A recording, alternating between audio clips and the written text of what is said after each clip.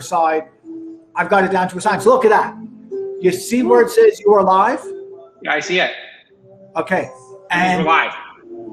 Does it? Does it really? Are you sure? No. No. It says we're live. That doesn't mean we're live. This is technology. This is what your book's about, right? Your book is about kind of technology destroying us, right? Destroying us through news. So no, fake news could be fake tech. So what I do, right? I've got this down to a science and an art form. I go over to my laptop, my other laptop. I've got two. You see this? Now what I do is I'm going to go to my Twitter profile. Okay. So I go to my Twitter profile. Now, going to my Twitter profile. I don't see it. Okay, so Cantor Tech says skipping and buggy again. Catch you on the replay. Maybe, right? Maybe. I don't know, right? And then Bobby the Brain, thank you so much for joining us, says you are live, right? So now, right? You see this? I go to my profile. I scroll down. I don't see it yet. Sometimes it takes like a minute. So now I have to refresh. How do you refresh? Do you press F5 or do you press that loopy thing?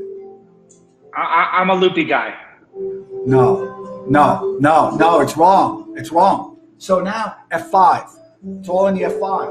You want to get really fancy, Control F5. Did you know that? Wow. Okay, so now, yeah, see? So now what I do, you're an author. You should write a book about that next. Okay, so now what I do, right? I don't see it. So I'm going like that, right? So now, no, F5. So now what I do is I go back. I'm hitting F5 like a lunatic. I'm like George Jetson, right? That's all I do. That's like my job. So now what I do is I have to refresh one more time. If it doesn't work this time, you know what? I'm going to throw the whole thing out. That's it. We go home. I throw the whole thing out. I get frustrated with this. Okay. So now press F5. I did it one more time. That's it. I'm waiting. Okay. Now what I do is I double check. I used to be on Twitter and YouTube. Now I just do Twitter. I don't like YouTube. They keep on giving me strikes for nothing. Okay, so now what I do? I've got good news. You ready for this? I'm ready. We're live. Whoa. We're live. Bobby the Brain is right. And you know what? Chuck is here. Chuck says he can hear me, see me, hear me. They can see and hear you also. Do you know what I do now? Have you ever seen the beginning of any of these? Do you know what I do now? I've seen the beginning of them. You know what I do now? This is a tough question for you. Do you know what I do now? I turn down my music. Oh. You like my music, right? I was enjoying it. I was getting very zen on the music. Exactly. It feels like you're in a waiting room, right? I'm in a very comfortable waiting room. The waiting room of the mind. Yeah. So guess what? This is what we did now so far. All right. We're really moving along. So far, I confirmed that we're live. Okay. I turned down my music. We did it. We're live. So cool. It is, right? It is. So I want to thank you so much for being here. This is awesome. I've actually been planning this, even though you didn't know about it. I've been planning this now for months. Did you know that? Alan told me you were writing a book many months ago, and I was excited. And I said I want to do something with you. So Alex, would you be kind enough to introduce yourself? Would that be all right? Yeah, of course. I'm Alex Marlow, editor-in-chief of Breitbart News, and thanks so much for having me. Again, Adam, you've a really fun show. And I'm the author of the book Breaking the News. I got one here. You can get them various places.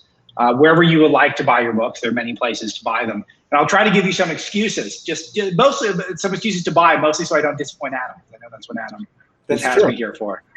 But I was the first employee at Breitbart.com. I'm from West Los Angeles, and I grew up sort of on the outskirts of Hollywood. And I saw the power that the cultural class had over our politics from a very early age, and it was something that really resonated with me. And I was also always sort of a news junkie starting off pretty early in high school. I was always kind of on the Drudge Report and scrolling around the internet when the internet was free and it was more decentralized than it is now. And it was the Wild West of the internet days. And I had become familiar with Andrew Breitbart through clicking on a million different stories from Breitbart.com that was linked on the Drudge Report. And then Breitbart was just a news aggregator. It would syndicate all of the best news sources from around the planet, news wires, etc. And it was just this clearinghouse of information. And I loved the uncurated nature of it. It was something that you kind of come through and you could pick your favorite stories and read those. And I thought it was the coolest thing. And when Andrew Breitbart showed up at an event I was at, it was a college conservative event when I was at UC Berkeley, and he explained what he did actually was collect these news wires. He didn't have some skyscraper in Dusseldorf with thousands of reporters. I thought that's very cool. But then when he explained his background and that he used to be a music journalist and he was kind of a factory setting liberal to leftist and had never really been a right of center type of guy. And he had grown up in Hollywood, and then through the power of talk radio, he all of a sudden had this political awakening and started to find himself more on the right in terms of politics. But he still had this Hollywood sensibility. Andrew liked to talk about how he has two modes, jocularity and righteous indignation. And the jocularity really came out in this speech. But the thesis of this speech that I heard him give was that actually it's the culture that's upstream from politics. And it's something that if you talk to any conservative today, they will all agree with you that that is a maxim that is true to life, and no one differs with this. But he, at the time, maybe this was 14 years ago or so, he was the only one preaching this, that it wasn't the political people that had the most influence, it was the cultural people that had the most influence. And as someone who grew up in West LA, and I'd been to prep school in Beverly Hills, and I had met so many of these powerful entertainment families, that really resonated with me, his message, and he was the only one preaching it. Luckily, he was such a personable guy.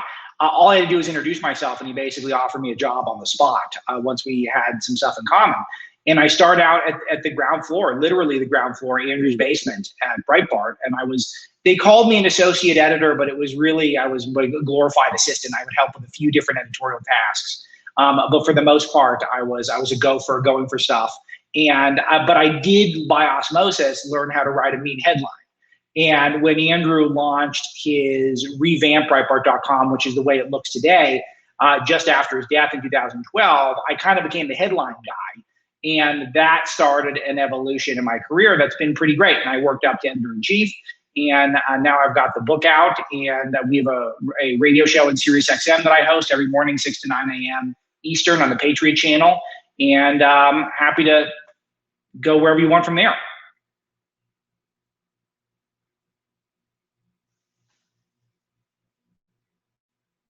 I'm muted, right? Because my cats are going crazy in the background. And by way of introduction, I should also say that my mentor co-founded CNN.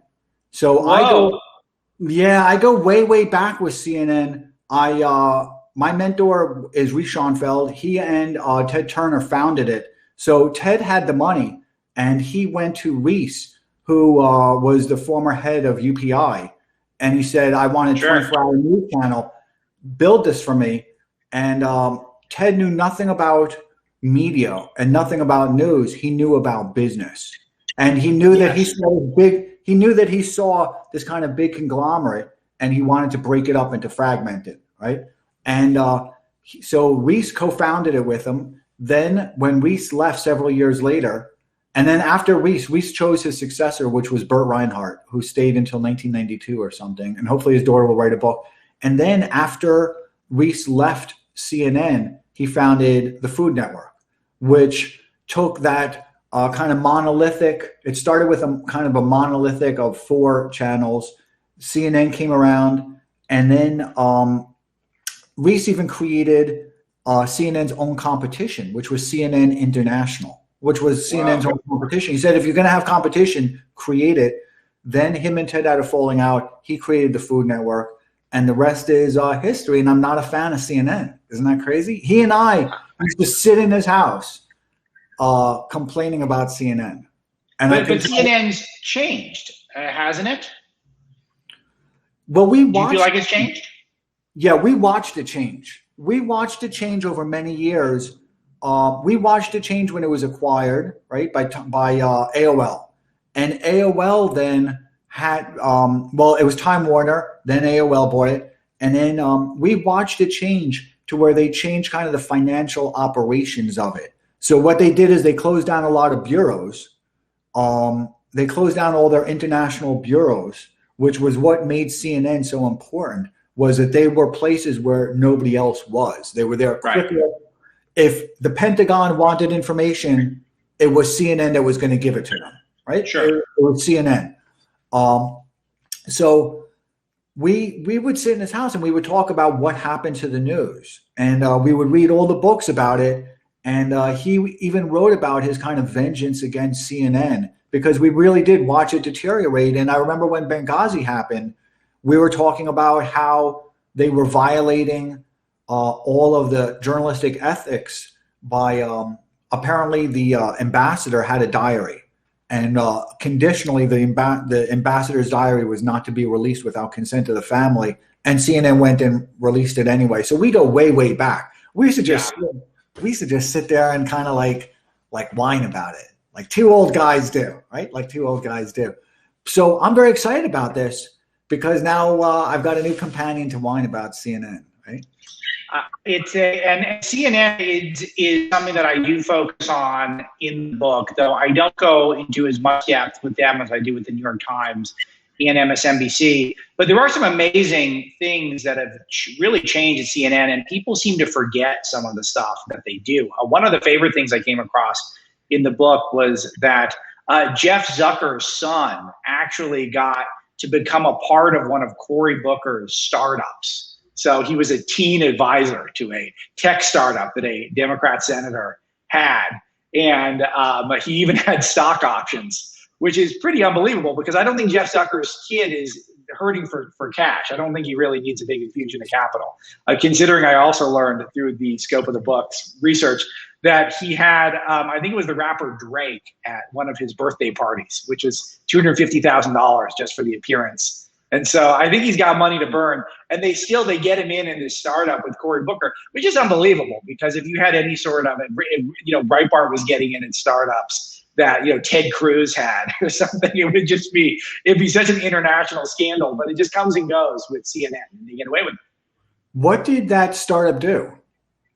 I remember as a tech startup, I didn't last very long. I think it's done now, and this was a number of years ago. I could pull it up, see if I have it in here. That's all right. I'm very interested, because I know Cory, and Cory is definitely one of the most tech savvy.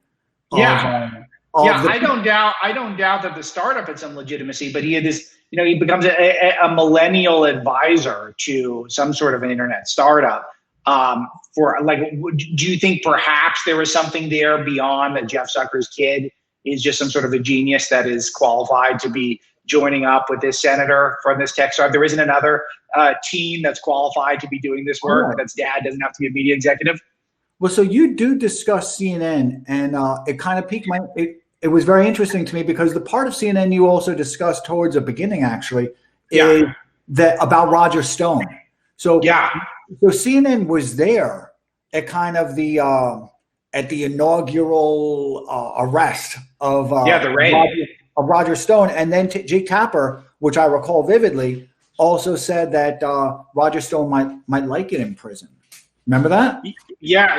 It comes up in the book, and this is one that was still amazing, because Tapper does this thing where he's convinced so many people that he's really just this sort of neutral guy, and but then all of a sudden you see these things. Well, first of all, it appears as though CNN got tipped off to that raid, which is absolutely absurd, whether or not you like or hate or somewhere in between on Roger Stone.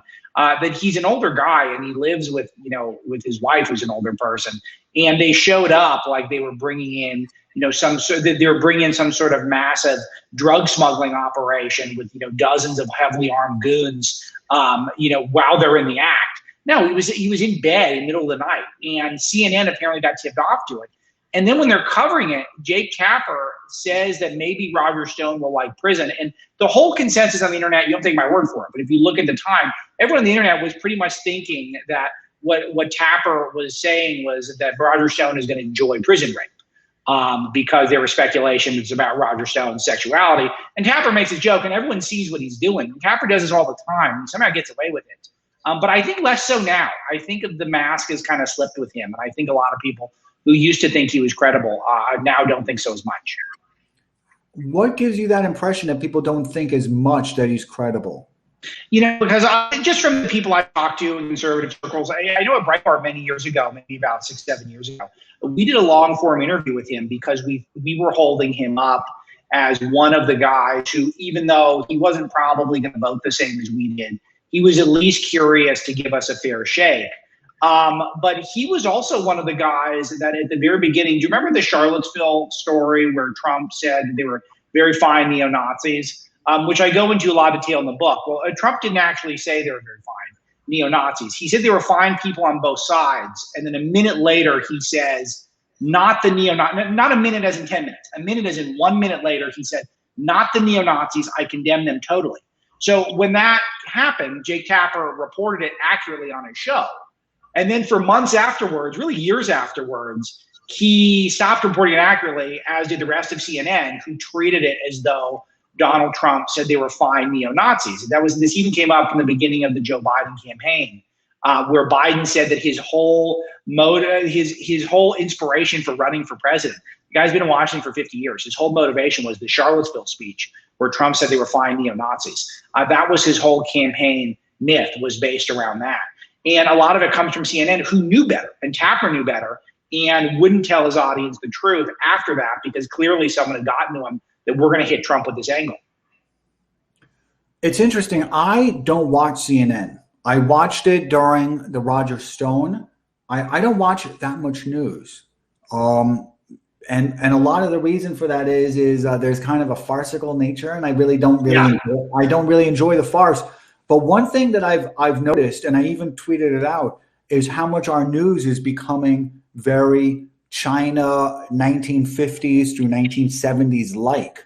And when I think of CNN, of what it's become now, I think of it as a laboratory. So what you're discussing with the Fine People hoax, which is something I'm sure you're familiar with, that Scott Adams has probably done the most for forensics and kind of has done extensive postmortems on that speech and how the media kind of treated it.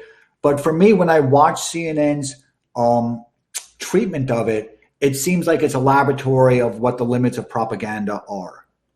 Yeah, and I think you're correct to note the limits. And the China comparison is very apt, because it was, and again, this was a year of research. And it isn't just, so far we've kind of talked about some of the greatest hits that I think some of the media, so some of your viewers who are savvy people are probably at least somewhat familiar with.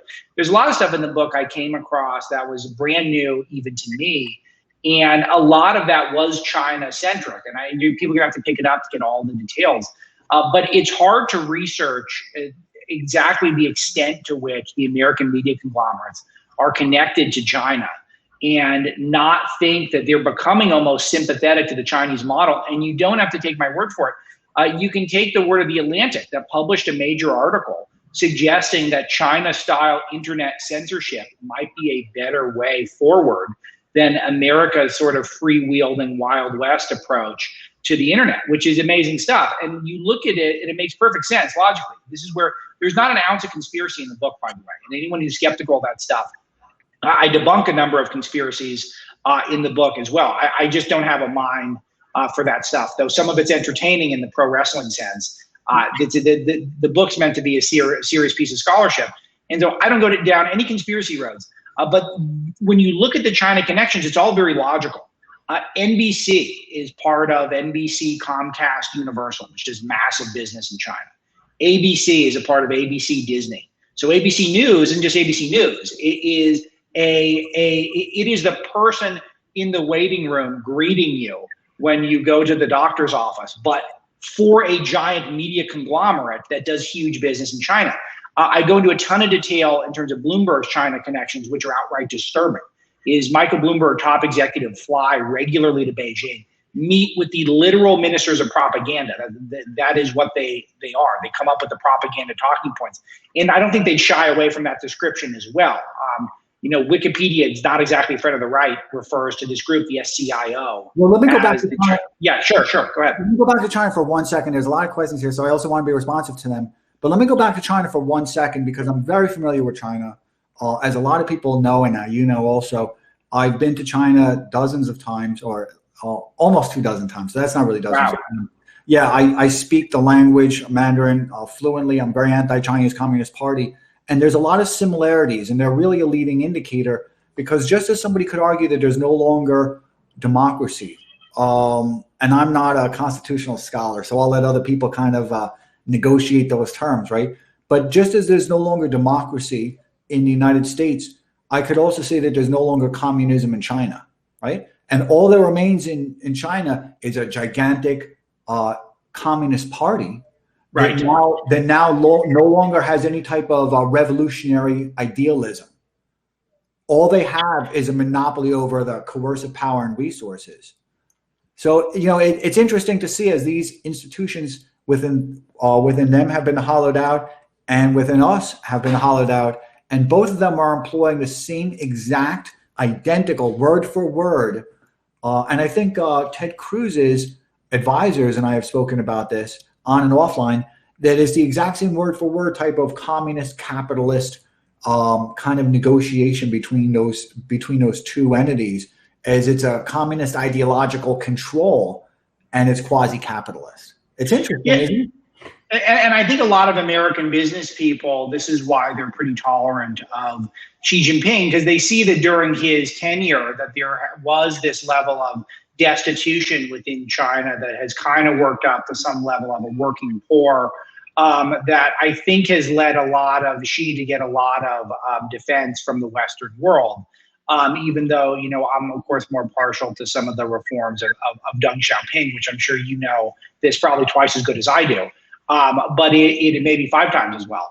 But I do think you're correct to note that it's not really a pure communism. It's a communism with Chinese characteristics. But the bottom line, and this is what I get into, it doesn't even have those characteristics anymore. China has 450 really angry Marxists that the entire Chinese Communist Party apparatus of this, it's called the small group, right, is terrified of. And the contempt between the people and the elites is just as pronounced there. In fact, it's a lot more pronounced there because of the amount of violence that the elites employ. There's just this contempt, and there's even been changes in their constitution, almost like there's been changes in our in the actuals of our constitution, the practical of our constitution, to grow more distance between the people and the politicians. And the politicians there is kind of the Chinese Communist Party, but it's also the judiciary that they've employed because they pick the judges, they pick the lawyers. Yeah, and this does become a theme within the book, how it does feel like so long as the Politburo are all sort of on the same page, then they can crush dissent, they can they could jail, imprison, or even disappear journalists. They have the least free press, arguably, in the entire world, and it's getting less free. And just take a look at Hong Kong as a perfect example of this. And America seems not as interested in this as we should be. And the sad conclusion that I drew after researching for so long was that it is to protect American businesses that want to continue to do business in China, from Disney to Bloomberg to NBC. I mean, just think about John Cena. You remember when John Cena was kind of gave that groveling apology for calling Taiwan a country? Well, he was about to open Fast and Furious, a Universal Pictures movie, which is going to do huge business in China. They just opened a Universal theme park in Beijing. And this is a very dark thing that I'm witnessing. And now we're at the point where so many American companies are almost defending the way China treats the internet because they've always had mass censorship. And now that's the trendy thing in America. It's not freedom. It's whether or not there is too much freedom on the internet and too many people should be shut down. both of our systems have redefined what an audience is. So we still have that we're still using the word audience, but it functionally, particularly after the lockdowns, has changed its meaning. So it's kind of now an unfortunate term, because before it was kind of a passive receiver of messages, while as now it's really coerced. So the way we pitch it is different. The way we pitch the messaging in those beacons, I just discussed this with Jack Posobiec also. The way we pitch those, the messaging is different. However, the net result of CNN, the messaging of CNN, and I know we're going to discuss in the New York Times, Washington Post, particularly New York Times, and we'll discuss that next actually, but is the reader. So just in China, they say that the reader of the news, it has an enlightenment. They're pitching them as whoever reads the news is enlightened. They've been mobilized. And at the same time, they're being told explicitly that they have an obligation for the national interest, and that's exactly what we're hearing now with Biden.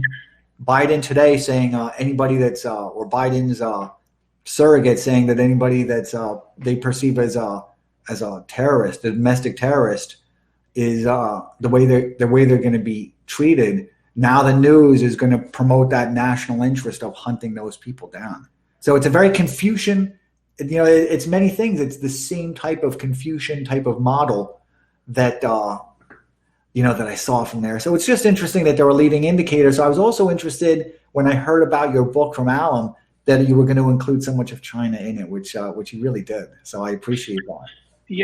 Thank you. And let me add to something you're saying, because this is something that if there is something where people, particularly who are tuning into your stream, who might not sort of be in lockstep with me politically, I still think there's a lot to get out of in this book in terms of the warning that I think that it looking at it, the encroaching soft totalitarianism, it's not even necessarily a soft totalitarianism anymore, that is being enforced not just by our government, but by our corporations. It's our government, our corporations in lockstep.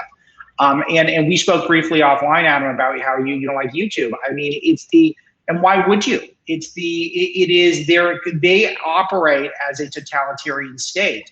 And not to mention, we know what Twitter does, which is some people have made that their chosen platform, and I'm happy to be on, but who's to say that they don't? That they're not censoring certain content or shadow banning certain content. It's very hard to get to the bottom of it because they don't operate in a transparent way. And the vested interests are all the same. It is all people who, first, of course, don't like Donald Trump, but second of all, these are all people who have current or future business aspirations in China. So they're ramping up these censorship capabilities with that in mind. There's no doubt in my mind. Yeah, and now let's kind of progress, because I'm so interested, and there's a lot of questions here. And you go kind of, I don't know what chapter it is. I think it was like it was early, so I guess it was chapter 1 maybe, right? Is kind of debunking the debunkers who criticize Breitbart. And I think that's important. And hopefully, because when I tweeted this out, I saw that there were some hostile questions. And hostile questions, as long as they're worded kind of... bring them on. Yeah, of course. That's a good thing. So could you help me just kind of peel back some of those onions? One onion, right? Of the criticism that you hear. And I recall that you discuss Wikipedia. This was sort of the basis I used, because I could probably have done 50 or 100 pages just defending Breitbart from unfair attacks. But, we know why they're made. They're made because we've been influential. And it is just one of these strange things that I came of age at a moment where, when I first got onto the internet, any attack against you would want to get out there and defend yourself, defend your good name. But now, in the age of the 24/7 news cycle and mass media, the way it is, it's impossible to do that. It's really, I could spend the rest of my life just defending Breitbart from completely bogus attacks. So I take a few ones that are generally raised by Wikipedia, and I do this for a couple of purposes. There's a subversive thing that I'm trying to communicate to the readers, which is that Wikipedia decides what's a fact based off of consensus. And Alan Bakari's written a lot about this, who I know has been on your broadcast. It's Wikipedia's facts are not based on science or anything that's empirical. It's based off of when their editors decide something by basically a majority or whatever it is, that then it becomes a fact. And so Breitbart being, alt-right or something. Well, a Harvard professor named Yochai Benkler did a study in conjunction with MIT where he determined conclusively Breitbart is not the alt-right.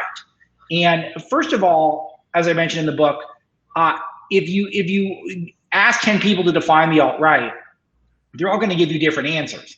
But one thing that they probably will all say is it has an anti-Semitic component to it.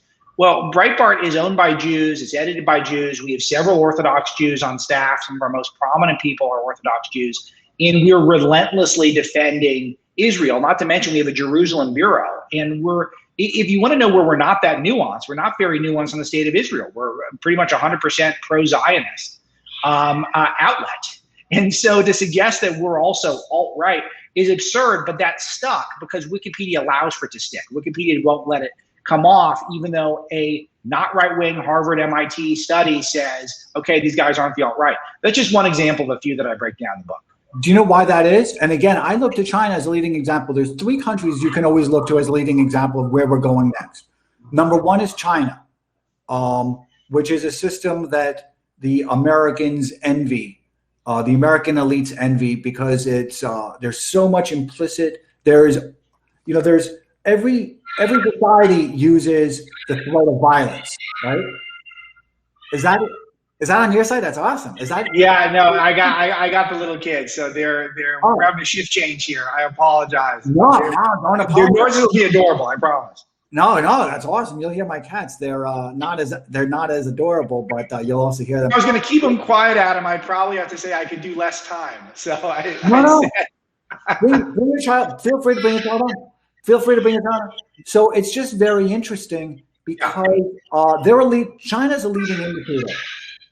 We adore them, and when I see the attacks on Breitbart, and I don't even read Breitbart that frequently. I read Alum a lot. There are a couple of pieces. I've started going there more frequently again. There and Revolver. I've started going to more frequently because they now have a starker contrast than I think that they had maybe around 2017, where it was getting lost a little bit. I don't like the language of somebody's a socialist and a communist, and I like that Breitbart now is kind of distinguishing kind of into the nuances again, which I think is important. So, but by the way, I'm sorry, YouTube. I got to jump in because this is very important to me. I don't want to be boring for people as the editor, particularly as the front page editor, and I want to catch people off guard. And I'm not trying to do these dog whistles where I just announce everyone's a socialist and everyone's a communist. And there are legit communists out there and legit socialists, and you just start using that as a pejorative constantly. I just find it very, very banal and passé and not particularly articulate. So look, I've got a lot of friends who do that stuff and teach their own, but that's not really what we're trying to do. We're trying to have fun and to be edgy with some of our humor, but we're not doing a lot of those sort of ad hominems with the words like socialist and stuff at Breitbart. Yeah, and I totally appreciate it. I think the National Review has really taken on that in its helm, right? In its masthead. I think that's some of the rhetoric that they've used so that they can kind of bring conservatives back into some type of a vogue.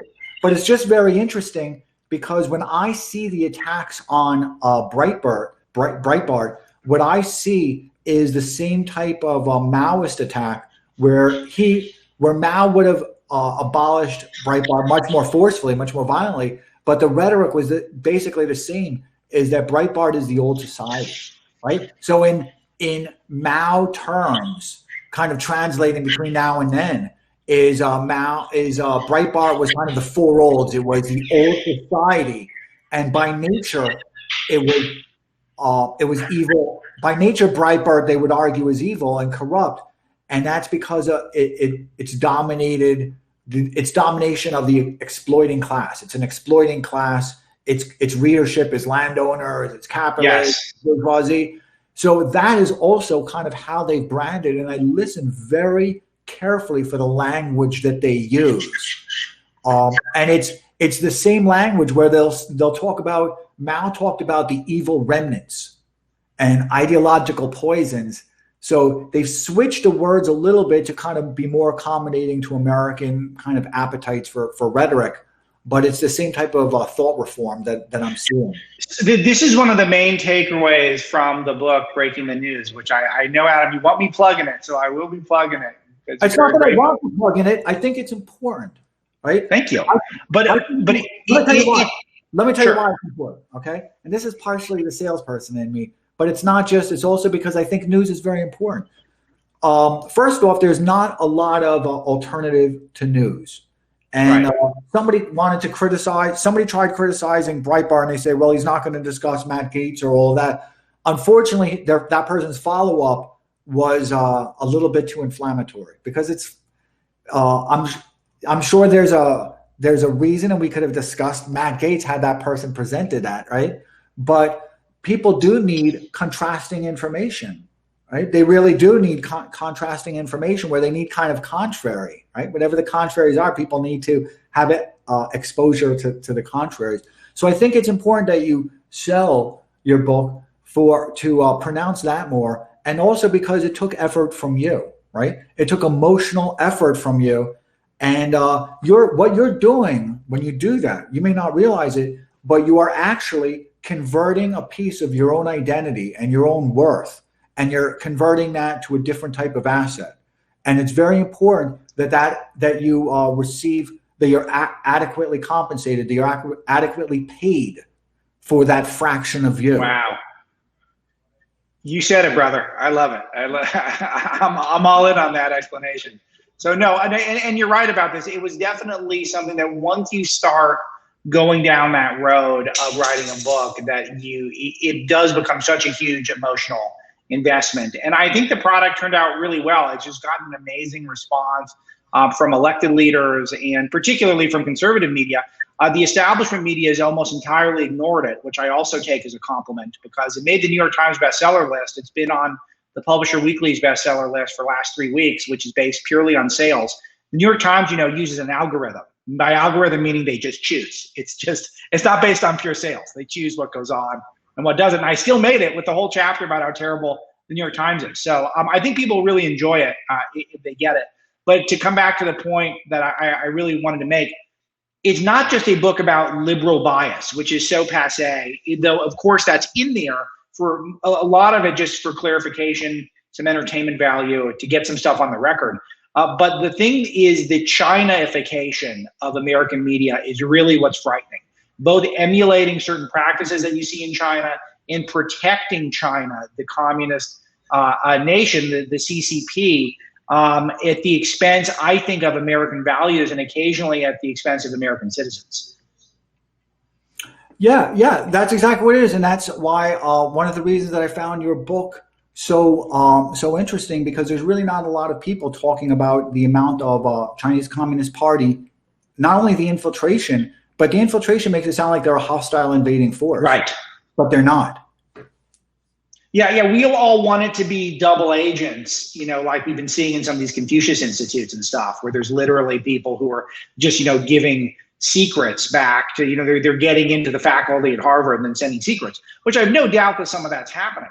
But it's much more widespread and much more insidious than that, which is that because people don't want to botch business opportunities, they are letting China getting away with murder, quite literally in a lot of cases, in order to protect these corporate interests. And a lot of it is just the status quo and looking at, stock returns. And when you break down some of these boards, corporate boards that control the news, all of them have companies that are represented with companies that have huge business in China. I think once people understand that, they'll understand why we missed so much of the pandemic narrative. It wasn't just about Trump, which of course I write extensively about how most of the palace guards in the media didn't want Trump to win, and the virus was a good excuse for them to make Trump look bad. But it does go a lot deeper than that, to the point where they were protecting China and emulating China in their tactics. Yeah, and in your book, and then we're going to get really into your book, right? But in your book, you also discuss something I'm particularly interested in. I'm keeping a chronicle of, I call this the fastest roll-up of power in history. So I think of myself as Thucydides, and this is like my Peloponnesian War. And there's a few incidents that I can think of that really capture how much the media is twisting reality. And one of them was the Covington Hoax. And there's also a reason that that they targeted those kids. They targeted the kids because they were adolescents. They were at that kind of concluding stage of their childhood.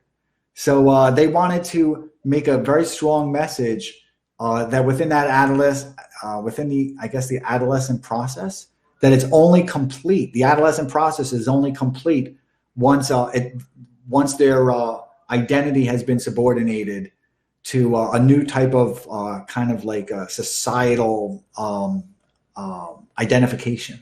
If that makes any sense to you? It does, and it's a very scary way of thinking through it. This, of course, the Covington hoax comes up as part of my fake news hall of shame, which is really important stuff, because it is important to, even though most of the book, I tried to make it new stuff, the really either analysis of really recent items or stuff that's brand new that's never before seen. But there is the first chapter and a half is dedicated to some of these things that I do think that is, I know everyone is cringing at the word fake news, but some of it is used tongue in cheek. But there is so many of these stories that happen where it's just completely bogus and the media just sticks to their guns. And even conservative media botched that one. I cite a commentator who suggested like President Trump convene the Potawatomi Nation to hold some sort of a summit about Covington, and because Nathan Phillips, you recall, who was the activist who provoked the boys to smile at them, was a Native American activist, and just the absurdity that played out. And it was in the middle of the night on a Saturday when all this was raging. We were just so hell-bent as a culture in America to shame these boys, to make sure they never did it again, to make sure that there were no kids who could comfortably wear a MAGA hat without being perhaps the next viral internet video. It was so irresponsible top to bottom. And I mean, grown men fantasizing publicly about punching children in the face. And these people are still employed at CNN and elsewhere. When you really think of it in those terms, Adam, I mean, it's an amazing embarrassment for our nation. But it's what I expect. I mean, this is exactly what I expect. This is, the Chinese characteristics. This is what happens in China. It's thought control, and you've got to go. It's interesting because I've read so much about it because I wanted to understand it myself. I understood news from the economic sense because I'm an investor, I'm a business person, and I understood it from kind of the workflow of it, right? The process of it. But it wasn't until about 3 years ago that I really started, having real inquiry into kind of the philosophy and the practice of it. So I started looking at China a lot differently in terms of their news. I started looking a lot at the Gulag Archipelago. I just reread it. I reread it because of an article that Darren Beatty. I reread it because of an article that Darren Beatty had in Revolver that was like a leak from DARPA, and the document sounded exactly like the Cheksha, right? And then I had to reread it. I was like, I've heard this before. And then I reread a lot of Mao, and I'm like, I've heard all of this before. So none of this is really surprising to me because that's exactly the way it was in China, particularly in the 90s after the economic reforms, where it no longer made any type of a difference what truth was. The only thing that mattered was that now that they've let everybody out from the struggle sessions, that they were no longer imprisoned, they needed to have some other type of mechanisms employed that would kind of mobilize the people, which also meant that just as we're doing in the United States, and particularly in Canada, where you can see it, and in Germany, because the subscription model has changed so much, where it's no longer really a consumer, it's now somebody that's just a receiver. It means that the government has to subsidize. And I can 100% tell you, CNN, their old airport contracts was well above market. I mean, just hundreds of % above market, because Reese and I used to discuss it all the time. So the source of their income has changed. The Confucian type of literati has now gone to where it's required that you be kind of within a party cadre. and they're no longer considered journalists. They're now information providers. Do you understand that's a big difference? Yeah, no, and then this is exactly how I felt, and this is why I think so much of the media was not curious about the origins of the coronavirus, and and then of course we can get into the censorship and the outright banning of people that even speculated. And I'll tell you, I get to interview a lot of people in Washington, and there's a lot of people who are not overly impressive intellectually, who I think are good people and well-meaning. But I'll tell you, the smartest guys I talked to in Washington, everyone was saying it's probably that lab. Now, I'm kind of agnostic on the lab, and I think that if it's the wet market and it's the pangolin, I think that's pretty bad too, like if that's where the virus came from. But the lab was right there. It was right there. And we were told if we even asked about it, then we don't deserve to be on Twitter and Facebook or whatever it is. And if you think about this, then now we have a media class that just rolled over because of one PolitiFact fact check, and Mark Zuckerberg started censoring the content. And the media just said, okay, fine, we'll take the World Health Organization's word for it. Even though the World Health Organization is essentially a subsidiary. Are you ready for this? Yeah. I keep a log, right? Okay. I keep a log. And Jack Posobiec saw a little bit of it, so you guys can talk, man. You guys can exchange notes. I'll even show you a little bit of my log. And if somebody here dares me, I'll even show them a little bit of my log too on it offline, because I have a whole team. We spend a lot of effort on it. The Wuhan leak doesn't make a difference. That's Chinese propaganda to distract you. Do not believe it, because in order to get to in the pursuit of truth, right? If you're interested in the pursuit of truth, requires real kind of transparency from the Chinese Communist Party, which you're never going to get. Even in China, they don't have transparency. You're talking about a place where truth is very hard to find, even for the Chinese Communist Party apparatchiks. So not only that, but you'd have to have 100% transparency within the Chinese Communist Party, which is never going to happen. You'd have to have 100% transparency with the World Health Organization, which is never going to happen. And you're never going to have 100% And ultimately, you know where this would lead to? When did our elites know? Do you follow me? So that means we have to have 100% transparency about our own elites, and particularly those in Germany, which is back to its old habits. It really is, right? But let me try to enhance that, because I agree with that completely, and that's why I've never been a guy who insists it must be the lab. I'm just saying that the fact that the only people who could do anything that's even close to an investigation is the World Health Organization, which is led by a guy named Dr. Tedros, who's not a medical doctor, who was China's pick to lead the World Health Organization, even after he had a terrible record. He botched a huge cholera outbreak in Africa, that he was in charge of the response, and he failed. And the World Health Organization spent a month denying that the coronavirus was even contagious. Okay, so let me tell you something. We're going to get into some questions, and then we're going to talk about Okay. You need to get, it sounds horrible and it sounds greedy, and it shouldn't. That's your own kind of a lack of confidence and unwillingness to expose your own vulnerability. You need to sell your book. I'm not bullshitting. You need to sell your book. You have to get over the vulnerability aspect of saying, I don't want to sell it. You have to sell it, because your book is okay. Your book. Now I'm going to hire you. You're going to be my Don King, Adam. Can I take you around? But you're missing the point, because I can tell you, even talking about China, Chinese Communist Party, that I speak Mandarin fluently. I hate the Chinese Communist Party. I know a lot of the elites in the Chinese Communist Party. Even they hate the Chinese Communist Party. They just hate America a little bit more. But sure. The thing that's very interesting is that, first we're going to get to a question, because I see a really cool question. Then I'm going to go backwards, right? But don't forget about the Wuhan leak. Forget about all that. The conservative media was the only anti-Chinese Communist Party The only anti-Chinese Communist Party news was coming out of conservative media. Did you know that? The only. Yeah. This is what I try to supply the why in the book, which everyone should get. In fact, it's a great Father's Day gift. And even if you don't have a dad, or if you're not a dad, it's still a great Father's Day gift. Any excuse to get it is really, and you know what? The audiobook, I do a performance. It's really fun. So I think you'd have a good time checking it out. But I try to explain the why the journalism class was so uncurious about what's arguably the biggest story in the last 20 years. What's the biggest journalism story in the last 20 years? The pandemic. It's the biggest story probably since 9/11. I mean, maybe the rise of Trump, I guess, but it's one of the biggest global stories.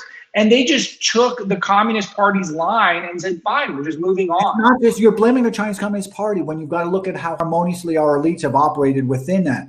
No, I'm blaming our elites for being submissive to the Communist Party. They weren't doing autopsies for the first year because they said the risk of aerosol infection and all of this, which was just total nonsense. But we're going to go on to some questions because Chuck is here. Chuck and I did a Periscope. Chuck is super smart.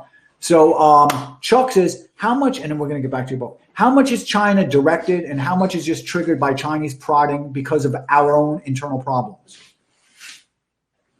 I think it's more about our own internal problems, that we're not recognizing what China's ambitions are. We're not recognizing how big of a threat they want to be globally to us. And we're very content to use their cheap products and to expand our stock portfolios with companies that can charge a little less to do business in China. So I think this is where China's genius is. They're overtaking us not with military force, but with their business and they even have they're dominant on our pharmaceuticals. And I go into it, the numbers are stunning. I had to fact check like 3 times because their generic pharmaceuticals that go through China, I mean, it's over 80, 90% in certain places. Like some of our basic things that we consume every day, at least at some point will touch a manufacturing plant in China. And so they've got us. They've got us by the gonads in this way. And we all let it happen because we all like to save a little money. So I totally look internally. Only we can stop this. It's not about stopping China, even though that would be great. It's about coaching ourselves up to understand what China's really up to. Yeah, Darren Beatty really changed my mind. In our first Periscope we did, we argued that point, and now he's persuaded me that our elites are a much bigger problem and a much more, in terms of proximity, they're much more close to us and resolvable than it is trying to it's more important that we stop the people from opening up the gates to the city rather than how much they charge to get in. So I want to look at some comments here, right? There's some more comments. So John Robb, I want to thank John Robb so much for being here. John and I did a Periscope also, right? So John is very helpful because he tells us the company that Cory Booker had with, did you say it was Brian Stelter's son? Whose son was it? It was Jeff Zuckers' son. Jeff Zuckers' son. Wow. Waywire. Do you guys follow each other? John is awesome. John Robb is awesome. It's John Robb at Twitter. And he's got a Patreon. It's amazing. It's one of the first patrons I ever started following. So he says, Wayward aimed to improve on YouTube by making it easier to create, share, and discover videos based on one's interest. Sounds a lot like Cao Cao, which is a company in China that was founded by Wayne Yiming, who also founded TikTok. So then Jay Dubs, that is an incredible point that Tapper lied for years. You go a lot into the persistence of New York Times lies. Yeah. So can you go into that a little bit more now? With you kind of gave a list of all the persistent lies that they refuse to dismiss. Well, first of all, I give a handy dandy cheat sheet for how to decipher the code that the New York Times is written in. The New York Times is written in code, and it's not code like they're putting hidden messages inside the articles. Where if you look at it's not something too crazy. But if you look at their story selection on the front page, you look at their story selection on the inner pages, you look at the huge stories that they ignore. What gets prominence, how it's framed, who gets a photo, who are the heroes, who are the villains. They all follow consistent patterns. And I looked at this through, months of investigating, and it's very clear some of these patterns, and I break down what some of those patterns are. But I'll give you one example of a big New York Times lie/hoax that's going on, and that's the 1619 Project, which is rooted in falsehoods. It's rooted in the falsehood that the purpose of starting the United States of America was to preserve the institution of slavery. That was the core claim in the original 1619 claim. It has since been edited, and it's been edited because it came under a lot of pressure. And it came under a lot of pressure from a very diverse group of historians. And not just old white males. There were some not old, not whites, and not males who were in on this, who were, are tenured at serious academic institutions, who disagree with key claims within 1619, and some of it has been changed. I mean, the core of it still stands, and they stand by it. But this thing won so many awards. The Pulitzer, it got turned into some sort of an HBO thing. It's been so decorated and rewarded. Nicole Hannah-Jones, the person who's the main essayist, she keeps getting accolades and jobs teaching and speaking around the country. And it was all rooted in a basic falsehood. And there was no public reckoning. The New York Times continues to stand by it and act like it's this terrific piece of journalism when it is rooted in bogus history. But here's the thing, the New York Times doesn't always behave that way. They had a very similar example, this thing called Caliphate, which was a podcast project where they looked into ISIS in Canada and the prevalence of ISIS within Canada. And it had lots of firsthand reporting, allegedly, and a lot of reporting directly from the Middle East. And it was presented in a really compelling way. It won all sorts of awards. But as time went on, key claims in the Caliphate project became heavily disputed. Not debunked per se, just disputed. And when there was enough light and heat on the Caliphate project, the New York Times started to deal with it. One of the top editors on it ended up resigning. Now, it might have been a Me Too thing, but he certainly left the company.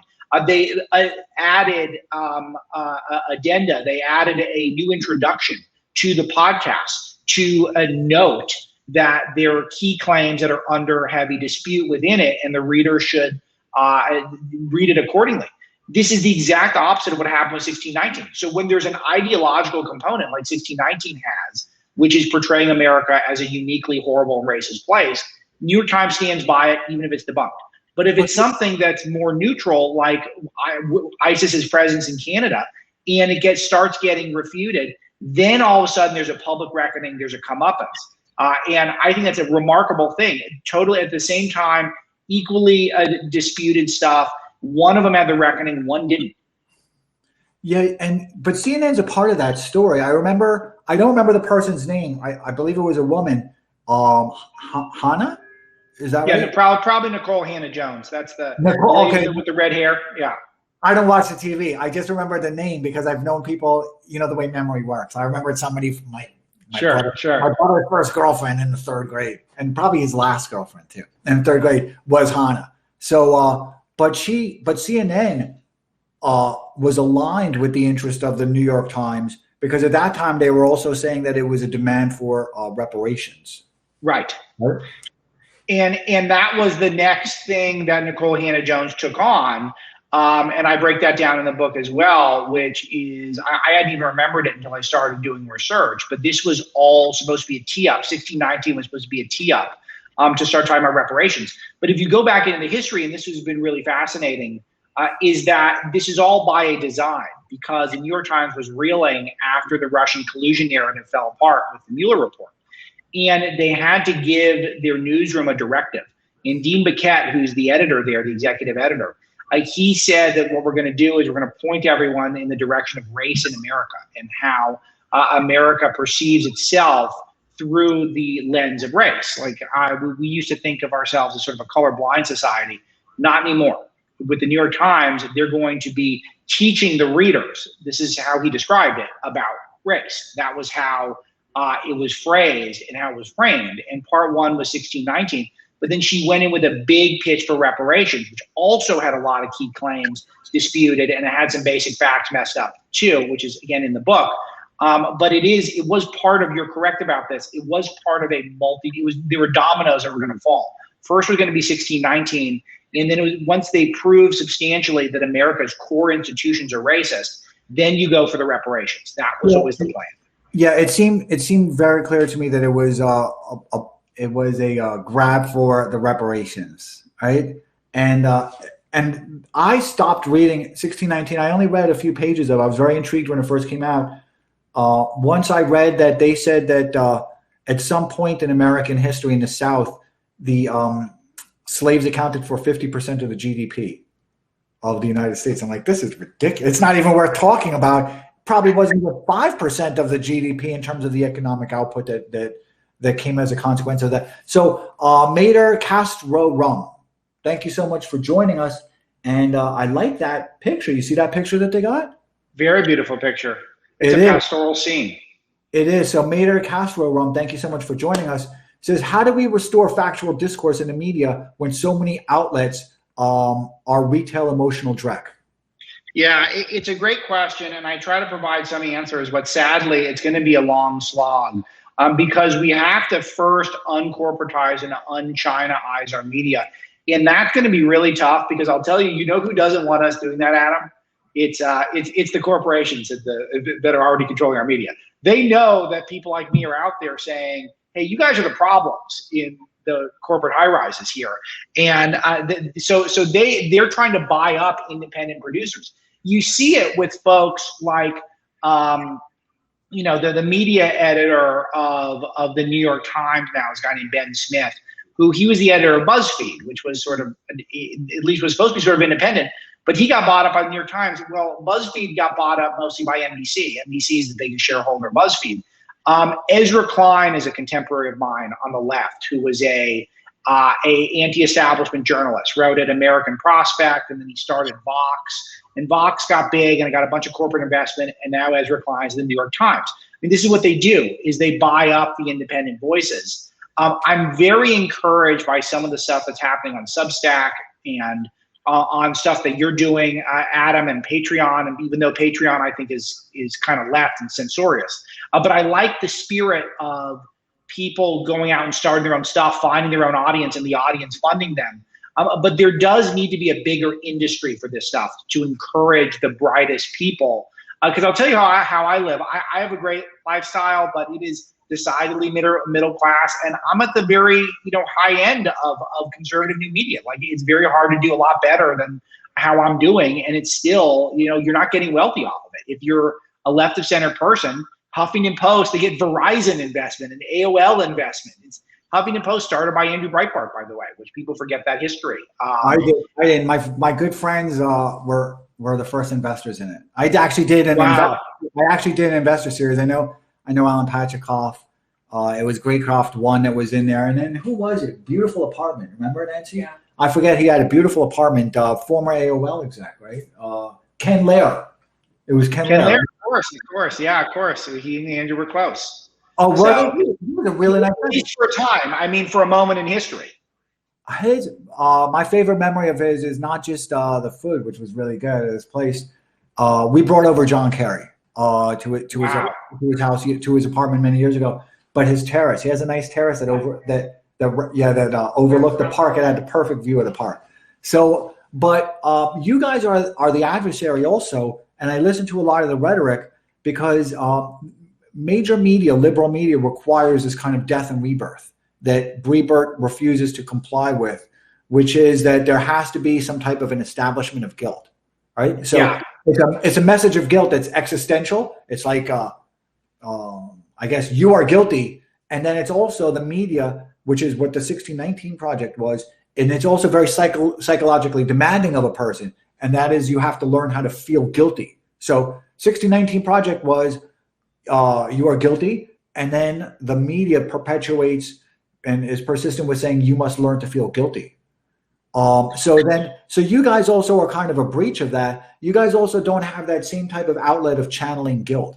Because if you take a look at when I said 1619 led to reparation, that was kind of like the channeling of guilt, right? And then once you accept all of this and you do your kind of what Mike Cernovich references a lot, and Jack Posobiec references a lot because of their familiarity with it, struggle sessions, right?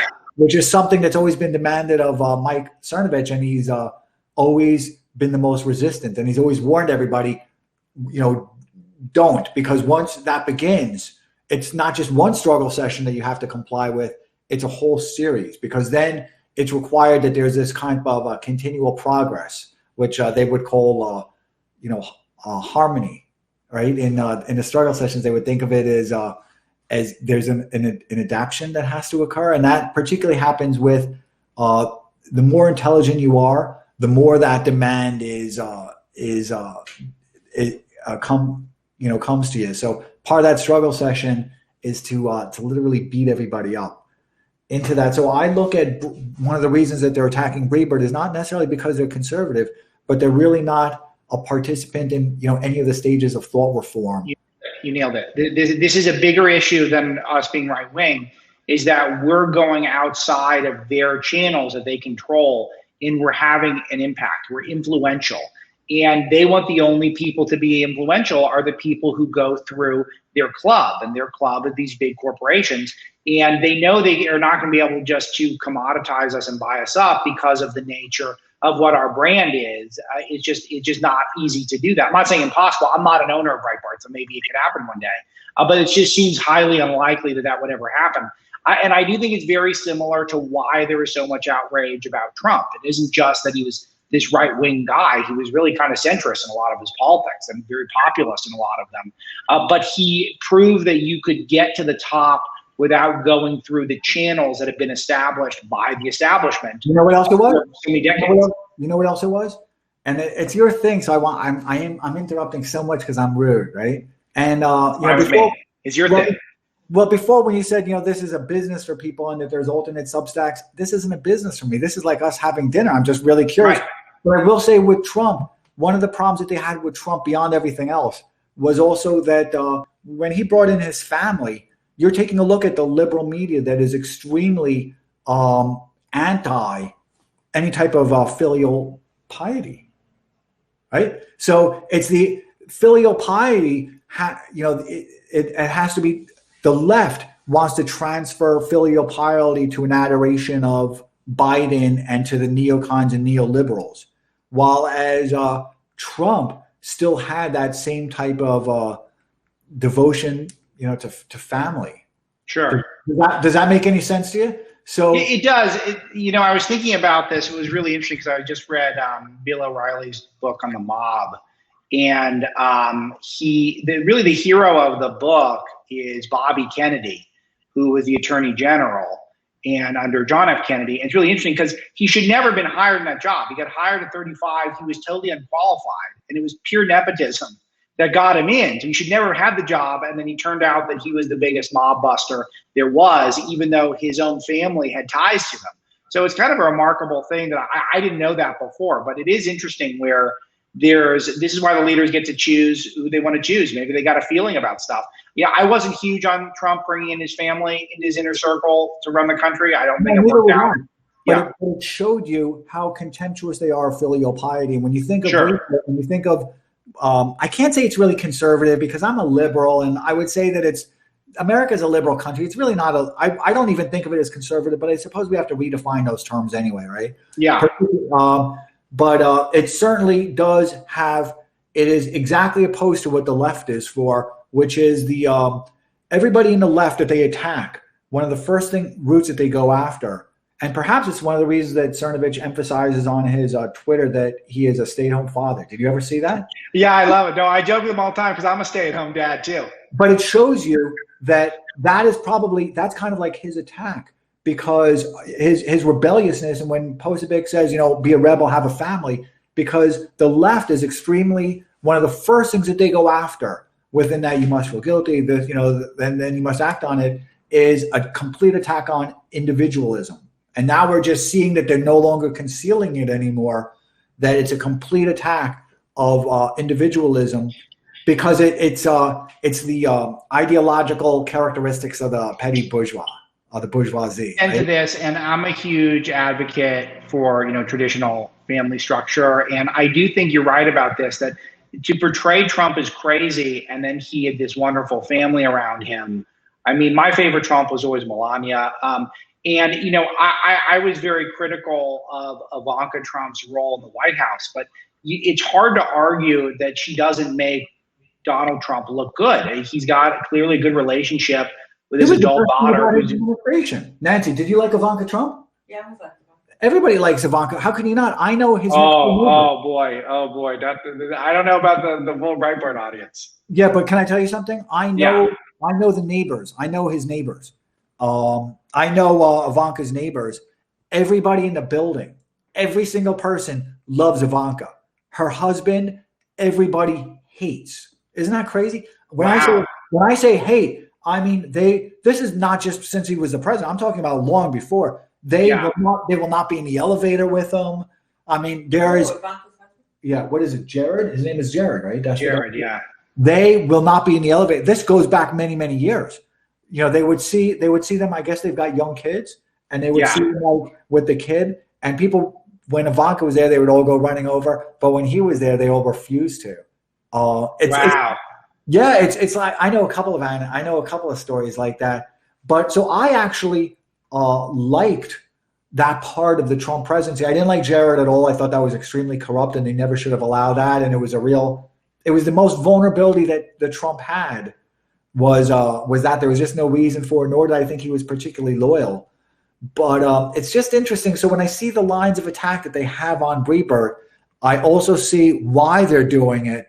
They don't really care about Breitbart. Breitbart doesn't mean anything to them. It's the fact that you guys still have some type of a preservation of filial piety, right? That's a really big thing to them.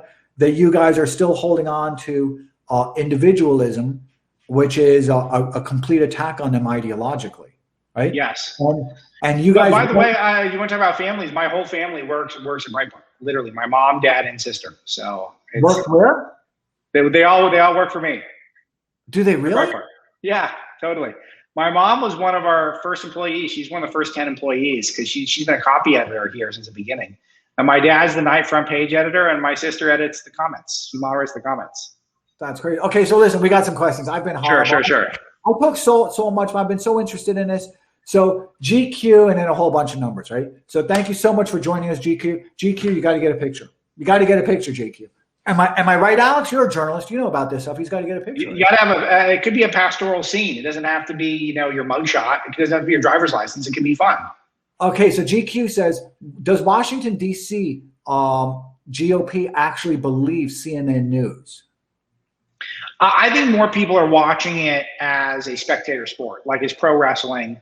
And, Fredo's show, Cuomo, he's there to hit people over the head with a folding chair. And there's some people who are interested in that. I don't think a lot of them are buying into the news. I think a lot of it is wink, wink, nod, nod. But they go to it for narrative. I do think that they go to see, here's what we're focused on. Here are the angles of attack right now on conservative, traditional America. Here are the ways where the Trump world is most vulnerable right now. And here are the talking points to get any people left of center or globalist out of a jam.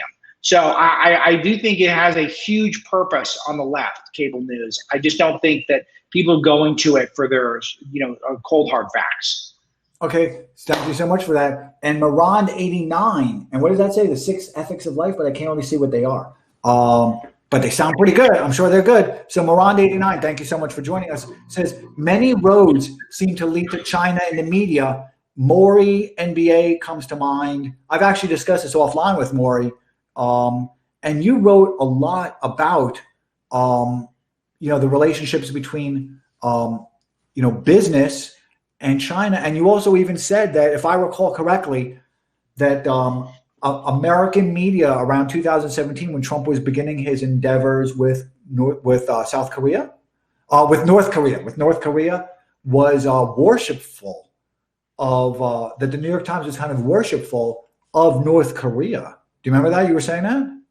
I don't know about worshipful for the paper. I want to be totally fair because, again, I know that you've got a scrutinizing audience. But Nicholas Kristof certainly was, who is arguably their top international correspondent on their opinion page. He went to North Korea and seemed to have been won over by the locals, even tweeting or Instagramming almost poetically from a pizza parlor about how great it is. And it was pretty ridiculous considering it's one of the most oppressive regimes on the planet. Most oppressive, yeah. So around that same time, and I'm not sure if my chronology is correct or the sequence of what happened when is correct, but there was now real inquiry and inquisitiveness into the relationship between China and the Washington Post, China and the Chicago Tribune, Boston, and the Boston Globe, which also publishes Stat News and everything else. So the Wall Street Journal, that they were being paid millions of dollars to publish Chinese content. Yeah, and this comes up in a major way. And by the way, for the last question, the Daryl Morey incident does come up. I do analyze that quite a bit in the book, and what I think are some of the motivations behind some of the media's reaction to that. And they're clearly doing China's bidding in that regard. So that does come up a bit in the book. But yeah, when I was researching the New York Times, I looked into these things called these advertorials, which are really, it is fake news, but not fake news in the colloquial sense, fake news in the literal sense. It's Chinese propaganda that is gussied up to look like an article, but it's really a paid advertisement that would appear either online or in print or both. And the New York Times took $50,000 from the China-owned China Daily, which is of course state-run, as is the vast majority of all Chinese media. And the Times had run something like 200 articles that were really advertorials, which is really propaganda over the last decade. But what was more stunning to me is when I started to peel back that thread, I saw that the New York Times was the tip of the iceberg. The Washington Post, the Wall Street Journal, the Boston Globe, Seattle Times, Chicago Tribune, Foreign Policy, Houston Chronicle, LA Times, even London's Daily Telegraph, all took money. And some of these outlets, Adam, took 7 figures. So the Times only took 50 grand, which is, and they got 100 ads out of that, 100 articles. So pretty unbelievable that this is so widespread. And it does show you the willingness to preserve business with their advertiser, and that is China. Yeah, and I've spoken with Daryl Morey. I think it was Daryl Morey. No, I think I spoke to him briefly offline because I wrote something about him. But yeah, it's a really interesting. Was it a chapter that you wrote, or was it kind of a list of the New York Times and all the papers and their complicity with it? I'm trying to remember how you kind of chronicle that. But I want to continue on. John Robb says, and John Robb really is awesome. I'm telling you, you guys got to talk. So John Robb says fascism, I have a little bit of a list. Fascism is when you can't slip a cigarette between the interest of the government and corporate business interest. Woo! That's the book. That's good. That's right? it. That's good. I didn't need it to be a Mussolini quote, but that's pretty much it. I mean, that's the point I'm making. Is I was stunned. I went in to look at the state of media, and that I had if you want to do the scientific method, my hypothesis was I was going to investigate the media, and I was going to find a deep pattern that the establishment American press has been weaponized against Donald Trump and his supporters. And I certainly found that. But what was the most stunning in terms of the revelations I found was how deeply corporate interests are influencing the basic information we're all getting day to day. And they're only getting stronger by the minute. And everything that you and I are doing to try to be independent voices out there, it is a drop in the bucket at this time. Luckily, we do free speech in this country, sort of, enough so that maybe there can be a groundswell that overwhelms these corporate forces. But they are on the march, and they are accumulating a ton of power very, very rapidly. Yeah, I don't see any of this being overturned, and I don't see myself as being a target of them. I really don't see Breitbart, somebody corrected me, as being a target, because ultimately they're going to beat you guys into submission. But it's just, and that is just what it is, right? But it's really a matter of how much of the damage can be mediated, right, and negotiated. I've seen this with, I'm very familiar with the Great Leap Forward and kind of some of the practices that happened in China, and it always ends in bloodshed. And I said that in advance of this, I told you that Lee Smith and I have a disagreement. He is so awesome. Our disagreement is that he doesn't think there's going to be camps. I'm telling you, there already is camps. The plumbing is already what Julie Kelly is writing about in D.C. because there's no public interest. There's no public outcry about these people essentially being held as prisoners in a gulag. There's just none. So if there's no resistance there, the elites are just going to keep on pushing. We're spelling gulag at Breitbart, Goolag. I think that's how, as in Google. Are you really? Yeah, sometimes. Yeah, on the front page. Yeah, I do a lot. That's awesome. And I almost use it in the book, but it was a little confusing in the first when I read it. But I did have a draft where I used the term in the book. But this is where I want to get your take on that too, because I want to hear your camp theory, because I'm afraid of this, because I'm the first guy going. It's not a theory. It's not a theory. It's going to happen. We're going to lose millions of people, at least. China's already doing it. If you take a list. But who's going to execute it? I mean, Joe Biden's not going to execute it. Is it going to be the corporations? Okay, well, somebody here said Merrick Garland. So I'm going to put up, right? Watch this. I'm going to put up Merrick Garland today. Biden administration says domestic terrorism is a growing threat in our country. Today, Attorney General Merrick Garland shared a new national strategy to combat the threat. Our focus as members of the Department of Justice and as a federal government is to prevent, disrupt, and deter unlawful acts of violence, whatever their motive. Garland says it is not illegal to have a, quote, hateful ideology. He says the Justice Department is not interested in policing speech. They just want to prevent violence. The new strategy includes enhancing analysis of domestic terror groups and improving information sharing between law enforcement agencies. When COVID first started, I've always been very critical of it. I called it Patriot Act 2. I knew it was coming. And if you take a look at the document, I'm a big fan of Revolver. I know they link to you guys a lot, and Darren's a friend. And when they came out with that DARPA news release, with that DARPA leak saying that they're calling these people extreme patriots, it was the language of the Chechnya, and I'm certainly not a scholar on this stuff, so I can only tell you kind of the veneer of what I read within the Gulag Archipelago and some other academic work that I found, right? But certainly what happened within China, which is the suppression of counter-revolutionaries that really started with around 1951. So, but we're seeing the exact same emotional content being employed upon the people, which is that they're selling this attack against extreme patriots, right? As people who are turning in your neighbors, your mother, yes. It's morally uplifting. Listen to the language that they're using. It's morally uplifting. You're doing the right thing. It's harmonizing. You're kind of working with everybody for a solution. And it's this kind of a scientific therapy. Listen to the language that they're using. So it's very explicit. They're really not hiding it. It's just that you see innocent people. If you read again, everyone should reread the Gulag Archipelago, because his basic premise is that if you were guilty, you would run away. It was the innocent people who were like, "Hey, I'm innocent. This is just a misunderstanding." Do you follow me? And I totally do. And I think that this is something that they want to do. I just don't know who's going to actually be the ones who's going to start rounding people up. Because you're saying that they can't do it, and you've got the same wrong argument that a lot of people have when a lot of people say, well, there's a lot of us, right? There's a lot of us. I think I even did something with Jack Posobiec, and he said, well, there's a lot of us. There's the normies. I'm a normie.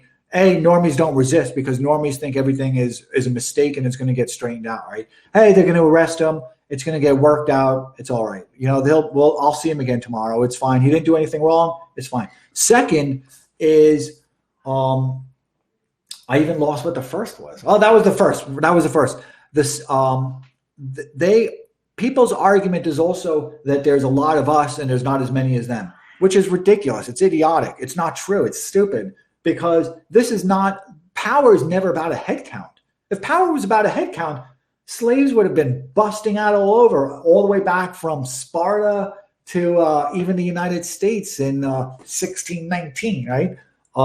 Slaves would have been busting out. It ain't easy. Power is about power. Power is not about words. Words don't mean anything. Words don't mean crap. That's French. So words don't mean anything. Words are for people who enjoy linguistic games, particularly linguistic victories, particularly academics who like to battle back and forth with words. The left is all about action. So while you guys are all talking about it's not going to be me, they're actually doing this. So I think Julie Kelly is writing some of the most important stuff right now in America and in the world.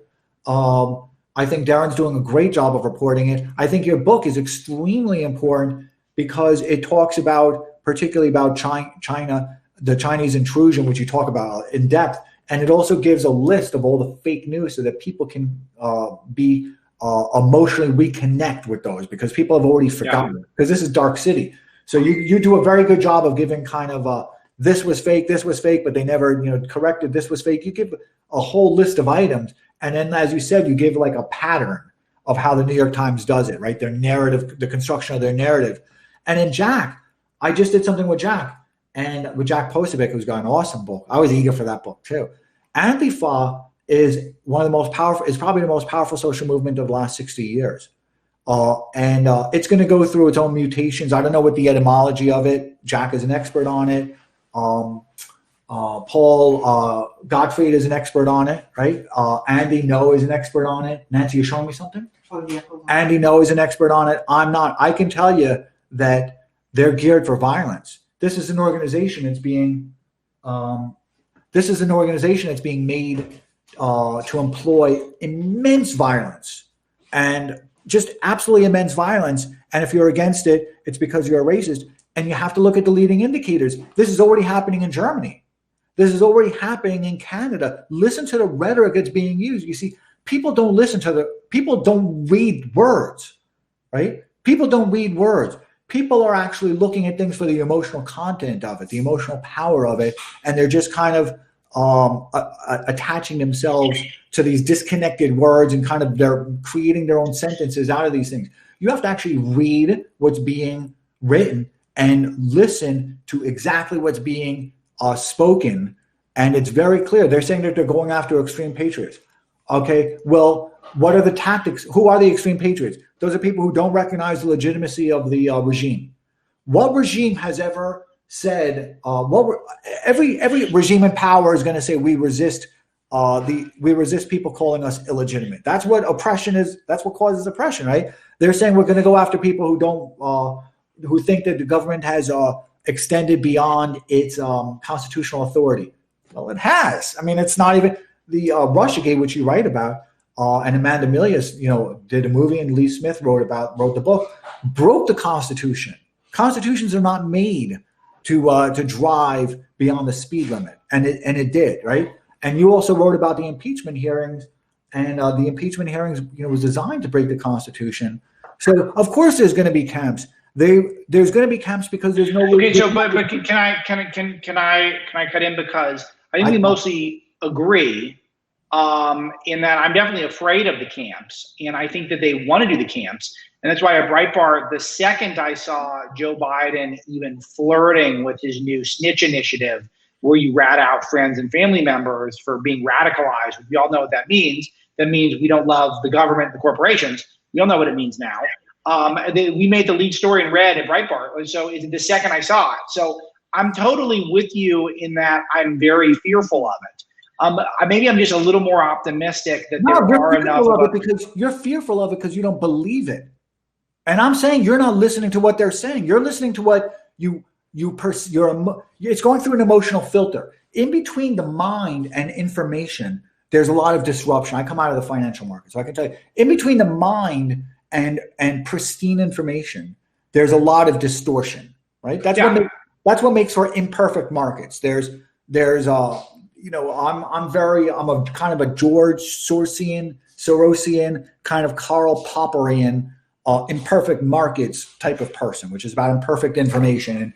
And you're seeing a lot of disequilibrium and a lot of endless positive reinforcement loops that are allowing this to happen. So you're also putting this through an emotional filter rather than actually listening and reading to what they're actually saying. We're just disagreeing on timeline. I think it's going to happen if we lose the battle, but do you think the battle's already lost? Do you think I'm going to a gulag at some point soon? And not just an online gulag.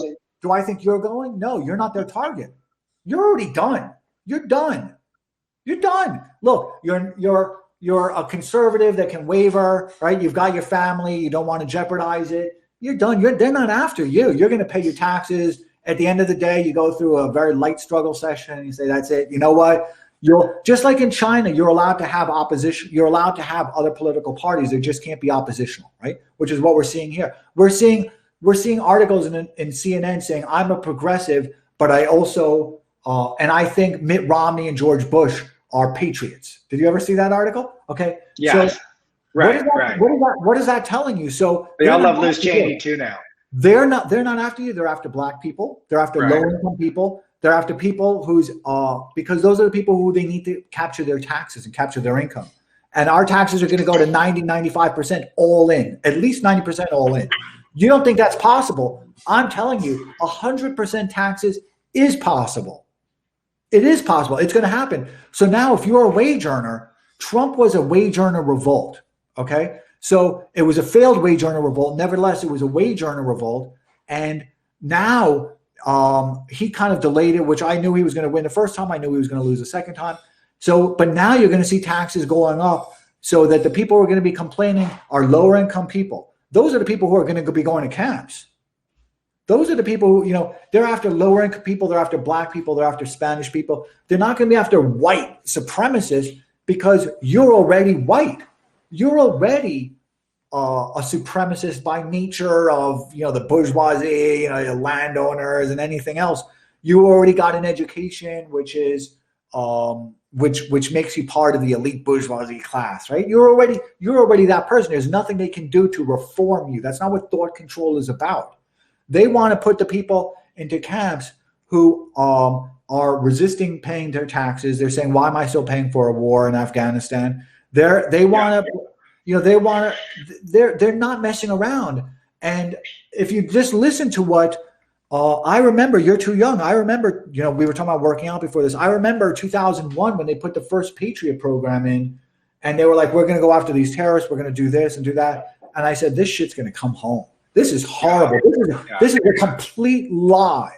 I said, if they're after these Muslim terrorists, at that point, we're spending $500 million on war. Just bomb them, kill them all, flush them out like they're Carthage. Go in there, kill every single one of them, kill their family, end it. Carthage. You have to go Carthage. That's the only way to win a war. Everybody in war knows that. I'm a big fan of war. John Robb can tell you only one way to win a war, and that's to take everybody out, right? It is what it is. They didn't want to do that. And I said, this is going to come home. They're employing things, saying that they're going after these Muslim terrorists, but they're really going after Americans. Now they're being explicit. They're going after Americans. Their language is saying it. So how are they going to go after it? They're going to use all the technological tools, which means they're going to look at who you're texting, who you're emailing with. They're going to make Microsoft, they're going to make Google hand over your emails. Sure. And all of your homophily, everybody within your circle. And they're really not after you. They're after your circle that's more vulnerable, because with you, they can capture your income. With other people, it's going to be like you're a deadbeat dad. It's going to be bad. And they already have it. It's already built in D.C. What do you think D.C. is? What do you think they're doing? That's what Julie Kelly is writing about. That's what Darren just did his big article last night for Revolver. That's what it is. People aren't resisting. So the elites just keep on pushing it. This is old. This isn't new. None of this is new. People won't resist until it's too late. They won't resist until after climate change lockdowns. They won't resist until they're starving on the streets, because that's the only time that people resist. And the government wants to make sure that, you know, those people are getting beaten up by Antifa, because Antifa is their thugs. So if you're complaining about 90% taxes, let me ask you, Alex, let me ask everybody. They're going to say something to you like, Americans should pay for everybody in Africa, everybody in South America to have universal health care. Oh, you don't like it because you're a racist. Right. That's what they're going to do. It's going to happen next year. They're not messing around. They know how angry people are. And they, you know, you got to watch what's happening in China. So your book is important. That's why I read this stuff. That's why I read I was very eager to read Jack Posebig's book, The Antifa, very eager to read Alam's book, Deleted, because that's what's happening. What the story that these people are telling are the individual little chapters of what's going on in America right now. It's the transformation of our people operating system. So how do you break free of it is the more reasonable question. If you want to break free of it, there's a couple of ways to do so. And one of them is investing, because the market's never going to stop, because that's how they're paying themselves. And we're going to see the wealth distribution narrow so much under Biden, you're not going to believe you're in America. So you've got to invest. all these things are going up. Look at Facebook. Tesla took a fall. Look at Boeing. Everyone knows my Boeing. Whatever it is, people need to invest because otherwise you're not going to be able to pay your taxes. And your house. Let me add a couple of things. I was very disturbed when Twitter, during the big purge, not that they kicked off Trump, even though that's disturbing too, but I was disturbed at how many people who were just right of center, just normal right of center people, who just had their accounts taken away. And then there was no, and it just came and went, and they did it all at once in coordination. It was, like the last scene in The Godfather, or the first scene in Children of the Corn, which is a very similar scene, if anyone knows the reference, where they just took everyone out at once, and we all just kind of went with it. And and the focus was Trump, but Trump's very polarizing, which shouldn't have been polarizing, that just normal people just getting mass banned. And yet that's exactly what we saw happen. And you're correct about the climate lockdowns that are coming. I've been incredibly disturbed. I've never been more demoralized than watching the way the country reacted to the coronavirus lockdowns. And I was never in the it's just the flu camp. I got a whole chapter on this in Breaking the News. But I was never a guy who just thought it was the flu. At Breitbart, we were one of the first outlets in America to report on what was the mystery pneumonia coming out of China. And we always thought it was a big deal. But the how quickly we locked down and masked up, and then when the science was suggesting that stuff wasn't helping at all, how much we kept doing it, including torturing children. There's still kids who are being required to wear masks, and there's no science suggesting they need to be doing that. And there hasn't been for months, and parts of the country that don't demand that are doing fine, relatively speaking, with the virus. And we still did it. It does show that there is this pull towards us going along with our new totalitarian moment.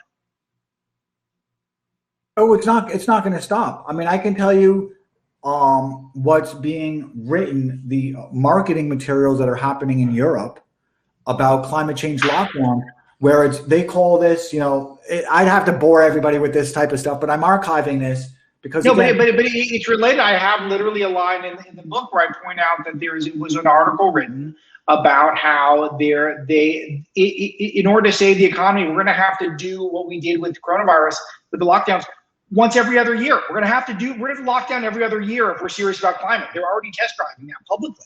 So of course what they're writing privately is going to be a million times worse. Yeah.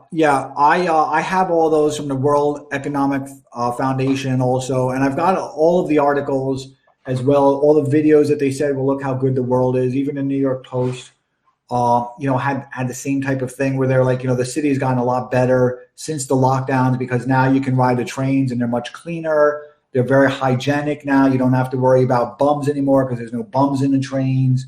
So, none of this is all happening faster than the mind can comprehend. And that's why, when you say, you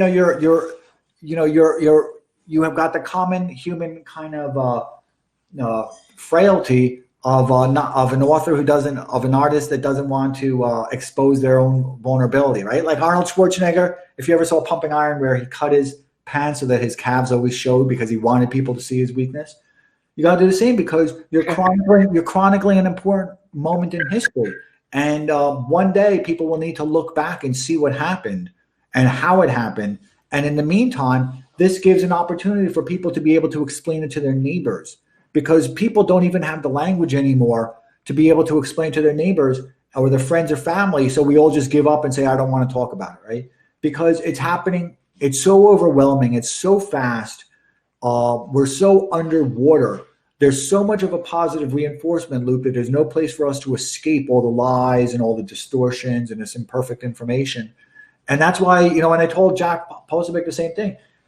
If I wanted to explain to somebody what Antifa is, I don't have the language to do so, right? Neither do you. What am I going to say? Did you see them burning down stuff in Georgia? That's not Antifa. That's a visual element of Antifa, but that's not Antifa. Or, they want to turn the world into a communist place. Well, that's not Antifa either. That's a property of Antifa, but that's not Antifa, right? So the problem is also that people don't have the language to be able to have these communications, to be able to have a conversation with their loved ones. So people right now just say, you know what, forget about it. I don't want to talk about it. Honey, I don't want to talk about it. You talk to your neighbors. Let's just agree not to talk about it. Maybe the most you'll get out of people is saying socialists want to take over, the communists this, AOC is that. Stupid crap. People don't have the language to be able to articulate this elegantly and economically, nor do we have the books to be able to. So one of the important things about, your book and eventually what I'm going to be doing in Jack's book is I can just give it, right? So here is Cernovich's Hoax, right? You saw that movie, right? So of course. Here's Cernovich's Hoax, right? So I can just give the book to somebody. And if most people have a type of intellectual inquisitiveness, they just have it on their own time schedule, right? They have it on their own time schedule. I don't want to hear about it from you while we're eating dinner. Give me the book, I'll read it later. Yeah. So you give them the book, right? I've got racist book, right? You give them the book. This is the way CNN used to be. You give them the book. So that's why these things are important. So hold on. And it's been interesting. I've been traveling a little bit, and you don't see my book in the airports at all, even though it's been the #1 conservative book in the country for the last month. And I'm not saying I'm expecting that, but it is interesting how the institutions want to keep anointing the same authors and the same established figures as the only people worth reading. If I want to explain what a white supremacist is, it's very simple. The media has already given me all the language. They've given me all the visuals. They give me all the iconography. If I want to explain what a white supremacist isn't, how do I do that? Right? Not so easy. Always remember what something isn't. So that's why your book is also important. So I want to get on to Rising Serpent. So Rising Serpent, thank you so much for being here, says the co-founder of Wikipedia, Larry Sanger himself said Wikipedia is consensus, not fact-based. That's no, that makes sense to me. I'm not familiar with the exact quote, but it is based off of Wikipedia's own statements that I made the point earlier about how they go with consensus, not based off of sort of empirical data. But it doesn't matter because so much of us, frankly, we've gotten lazy. We get so much of our basic information from Wikipedia, and this has been enshrined by Facebook and Google. So if you do a Google search, you might see a little thing in the top corner. It's called a postage stamp. There's something very similar that comes up in the middle sometimes when you're searching for something on Facebook. And it's all information that's populated from Wikipedia. So if you're getting it on, I don't know, let's say Vivaldi's Four Seasons, it's probably somewhat accurate because it's completely apolitical. But if you're getting it on the editor of Breitbart, they're not going to pull in good stuff. They're going to pull in anything I say negative is going to go at the top. And then an outlet like Breitbart, of course, it's going to be skewed negative in a major way. And that's the thing is that even if they admit it, it's still with this level of mass adoption of Wikipedia as a purveyor of facts, it becomes very, very troublesome because so much of it is just not factual. And I think there's pretty clear demonstration that I document that the stuff is skewed against conservatives and anti-globalists and nationalists and for the globalist establishment left. And I want to thank Janan Glasgow so much for being here. Thank you, Janan. And she says the Chinification of media. And you know what? After reading your book, I coined a new term. I'm good at this stuff. You like my fastest roll-up of power in history. You like that, right? I love it. Yeah, that's great. Okay. You can't have it. That's mine. I won't. Okay. Yeah. Keep it. Mine. You want to know a company? I'm going to tell them a company offline, my new company that I'm going to have for when people get to the camps. Nevertheless, so Janan Glasgow says the Chinification of media. You know what? Listen to this. The CNN-ification. You talk about the New York Times, so maybe you can call it, don't steal it from me though, the New York Times-ification of media. This is something new in America. I absolutely think it's new, and this has been the stunning thing that I found during the research is that it's the whole country is being affected by these decisions, and it is culture. This is the culture, and this is what I got into this business because I thought that the media was such a core part of the culture. And now the media has overlapped with the Democrat Party establishment and the corporate establishment, and they're all pushing the same stuff the same way at the same time. So even if you tune out of CNN, you can't avoid it at this point because it's the same narrative in the New York Times. It's the same narrative coming out of Nike. It's the same narrative coming out of the NBA. They're all force feeding you the same stuff over and over. And I'm sure we'll get an extra steady dose of this when we all get to the camps.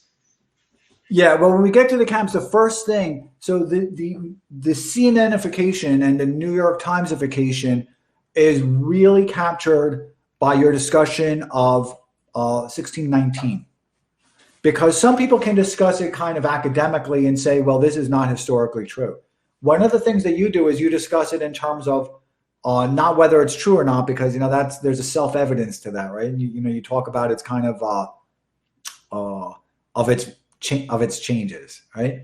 So we'll leave the truth of it besides for just a moment, and we can say that it's definitely there. And again, going back to that, there's this kind of existentialism. It's a message of that's of guilt that's both existential, right? You're guilty. It's the primary driver of it, and psychologically demanding. You must learn to feel guilty. So that's something new in America. I think of it as so Janan says it's Chinification. I think of it as CNNification, and I'm now giving you permission for the New York Timesification, because that's really what it is. It's this thing that's happening within the milieu, which is the government has to be infallible, and it's the thought criminal that's stubborn. And the government has made very clear, if you listen to all the rhetoric, it's the thought criminal. This is what Julie Kelly writes about a lot. It's the thought criminal that's stubborn that has to change. And the government is infallible. And they're getting people to buy into that. And they're always guilty of the New York Timesification. When you talk about like almost like a checklist of things that they do in their narrative construction, or a path in their narrative construction, you give a whole list. One of the things that they do is they always accuse people. I think somebody was talking about this today. Somebody tweeted out, I don't remember, but they always accuse you of a horrendous but very vague crime. You ever notice that? Yeah, that's exactly right. Yeah. It's the worst thing ever, but no one can define it. And there's no leniency. So there's no leniency within the milieu. So I think of this as the New York. So now that after reading your book and seeing how, how you pursue the New York Times mostly and Bloomberg, right? I think there's three of them that you really pursue. Yeah, and MSNBC. MSNBC. Those are the three. So those that you really pursue, there's no leniency. There's no leniency in the milieu. It's all their demands. It's all their standards of reality. So this is something new in America. So I'm giving you something to you. It's my gift to you. You can have this. Happy Father's Day. Thank you. I appreciate that. The New York Timesification. That's right. Well, but this is why I focused on the Times, is because they were still so influential during the Trump era, which is amazing because it was almost surreal to watch it as someone who likes Trump and was somewhat associated with his rise as editor of Breitbart at the time of his candidacy, that he would continue to try to win over the New York Times as they tried to destroy him. It was a fascinating thing, and it's vaguely disturbing at certain moments. He kept trying to get them to come to his side, and he kept giving them scoop after scoop, which I do document to great detail in the book. But it is a remarkable thing that they're so clearly out to make him look bad on a regular, constant basis. I'm very emotionally disengaged from Trump or from politics because I expected him to lose, and I really just want to chronicle this. In many ways, I think his rhetoric was lousy, and I don't think he was going to win under any circumstances. Nevertheless, I think that he should have gone in there to blow up the ship, and I think he blew it up as much as he could, but he didn't. I think he had to blow it up in such a way that it was unrecoverable, and instead he didn't. He used very low caliber munitions rather than kind of the nuclear tip type of. I'm totally with you. This is a 100% accurate statement, and I think that he ran a certain way on the campaign trail, and then he got in there and he tried to co-opt the establishment as best he could, and it never worked. It didn't work on a policy basis, and it didn't work on a media basis. I think that it is the media, when the economy was roaring along, he was able to kind of get away with it But once the coronavirus hit and then everything was locked down, the economy was taking a dive, then all of a sudden it wasn't working anymore. And yet he kept doing it. And he did those press conferences one after the next, every single day, talking to the people who were trying to take him out and letting them control the narrative about the news. It was amazing to watch, but it was so clearly not working, and yet he kept going with it. So I want to thank Siobhan so much for being here. And Siobhan says, and I like that image. That image is cool, right? I don't see an image. I see gray. No way. Okay, that's on you, man. Check it out. It's a really cool image. So Siobhan says that the Chinese chokehold on our pharmaceutical supply chain is a national security threat. And if I recall correctly, Siobhan wrote, who's kind of new to Twitter, I discovered them because they wrote a really cool thread on the vulnerability of our supply chains. And that was also a big part. It's not a big part, but it's definitely a part of your book where you talk about that they make so much of our antibiotics. They make so much of our 97% of our antibiotics, 80% of active pharmaceutical ingredients that are used to make drugs in the U.S., according to the Council on Foreign Relations, are made in China. So we import about 95% of our ibuprofen, for which is, of course, Advil, from China, 70% of the acetaminophen, which is Tylenol. It's just amazing. And these are not crackpot sources. These are, like the American Journal the Journal of American Medical Association, JAMA, which is a big publication. That's where I'm getting some of this stuff. And this is where the book it's got 1,200 endnotes in it. It's got 105 pages. I'll try to isolate it, but it's just too much. 105 pages of endnotes. I'm trying to give people arguments that they can reference. That they can come back to this stuff, and so they can look it up if they're inclined to do so. All of that right there, it's all endnotes. All that is endnotes. And it's all places that could be used as a resource for everyone who wants to look it up. But those numbers, you would think they're fake, but then I give you the detail. I give you the actual details so you can go look it up if you want to. There is a lot of notes in your book. I got to tell you. And I'm a note freak. I read the notes probably aggressively, right? I read the notes like I'm like Socrates. I just want to rip the notes apart. So I read them. And they were really good notes. You can tell a lot by the notes. So A.R. Mastrangelo. That's a nice picture, right? I like that picture. That's a cool picture. Says That's a Alex, good picture. It is. It's a nice picture. Says Alex, how does Breitbart, right, survive in a world where everything is getting China-fied?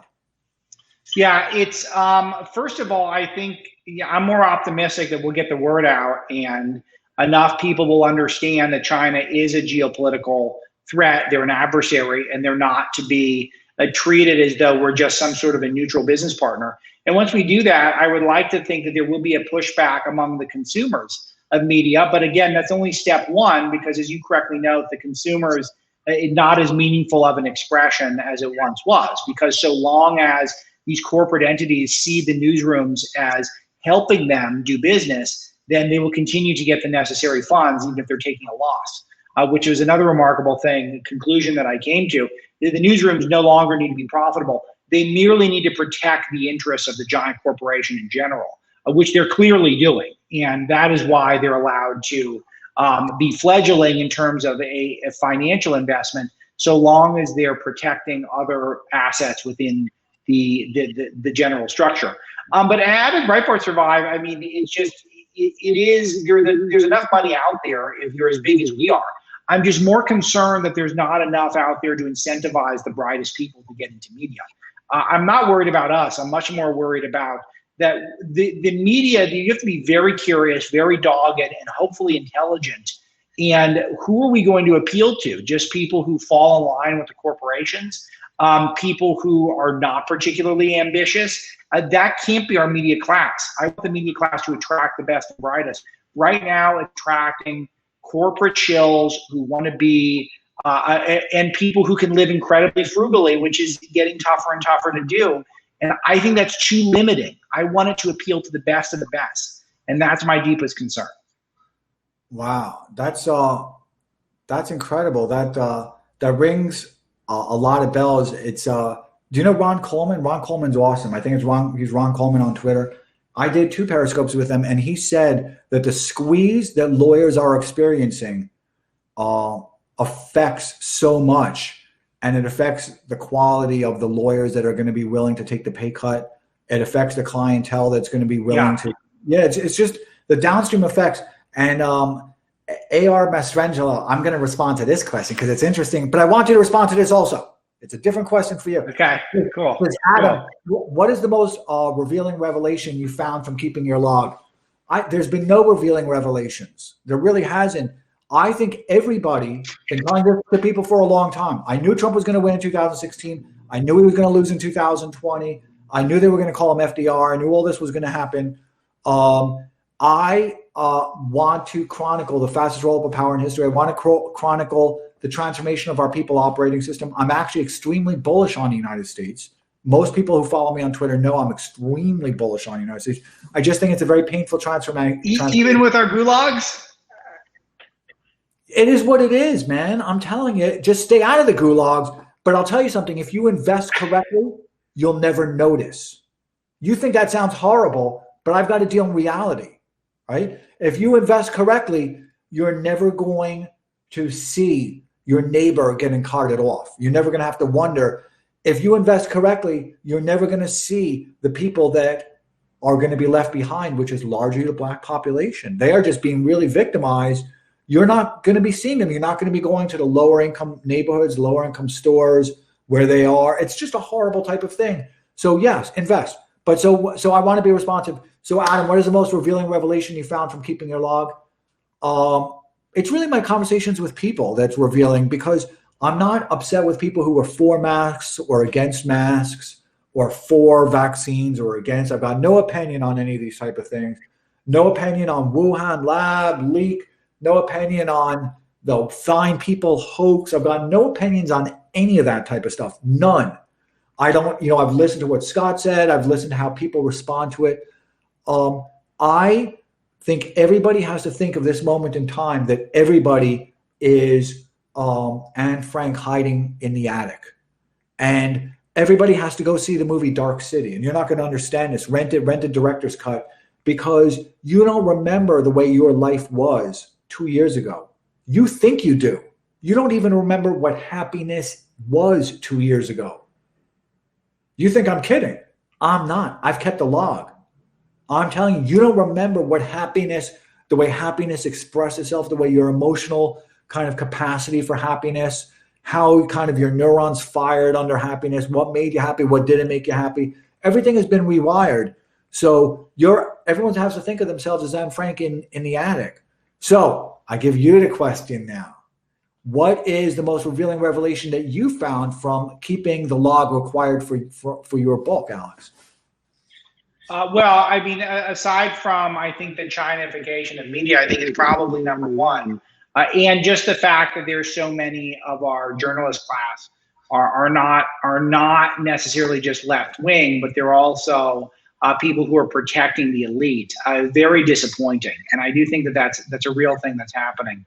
That it is, and perhaps maybe the next thing is how it's not going to be a very easy reset. The course correction that's necessary is going to be very challenging, because it seems like the media establishment is moving faster, accumulating power, than we are taking it back from them, in a literal sense. Now, in a broader sense, ideologically, I feel like there's a lot of people who are tuning out from the establishment press. I'm very happy about that.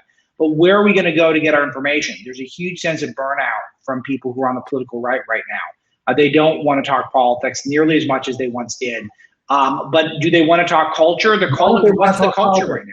Why don't they want to talk politics? Actually, I want to get to this question because it brings us into it. So Xavier AOS, thank you so much for being here. And I like that. Is that Apollo? Who is that? Is that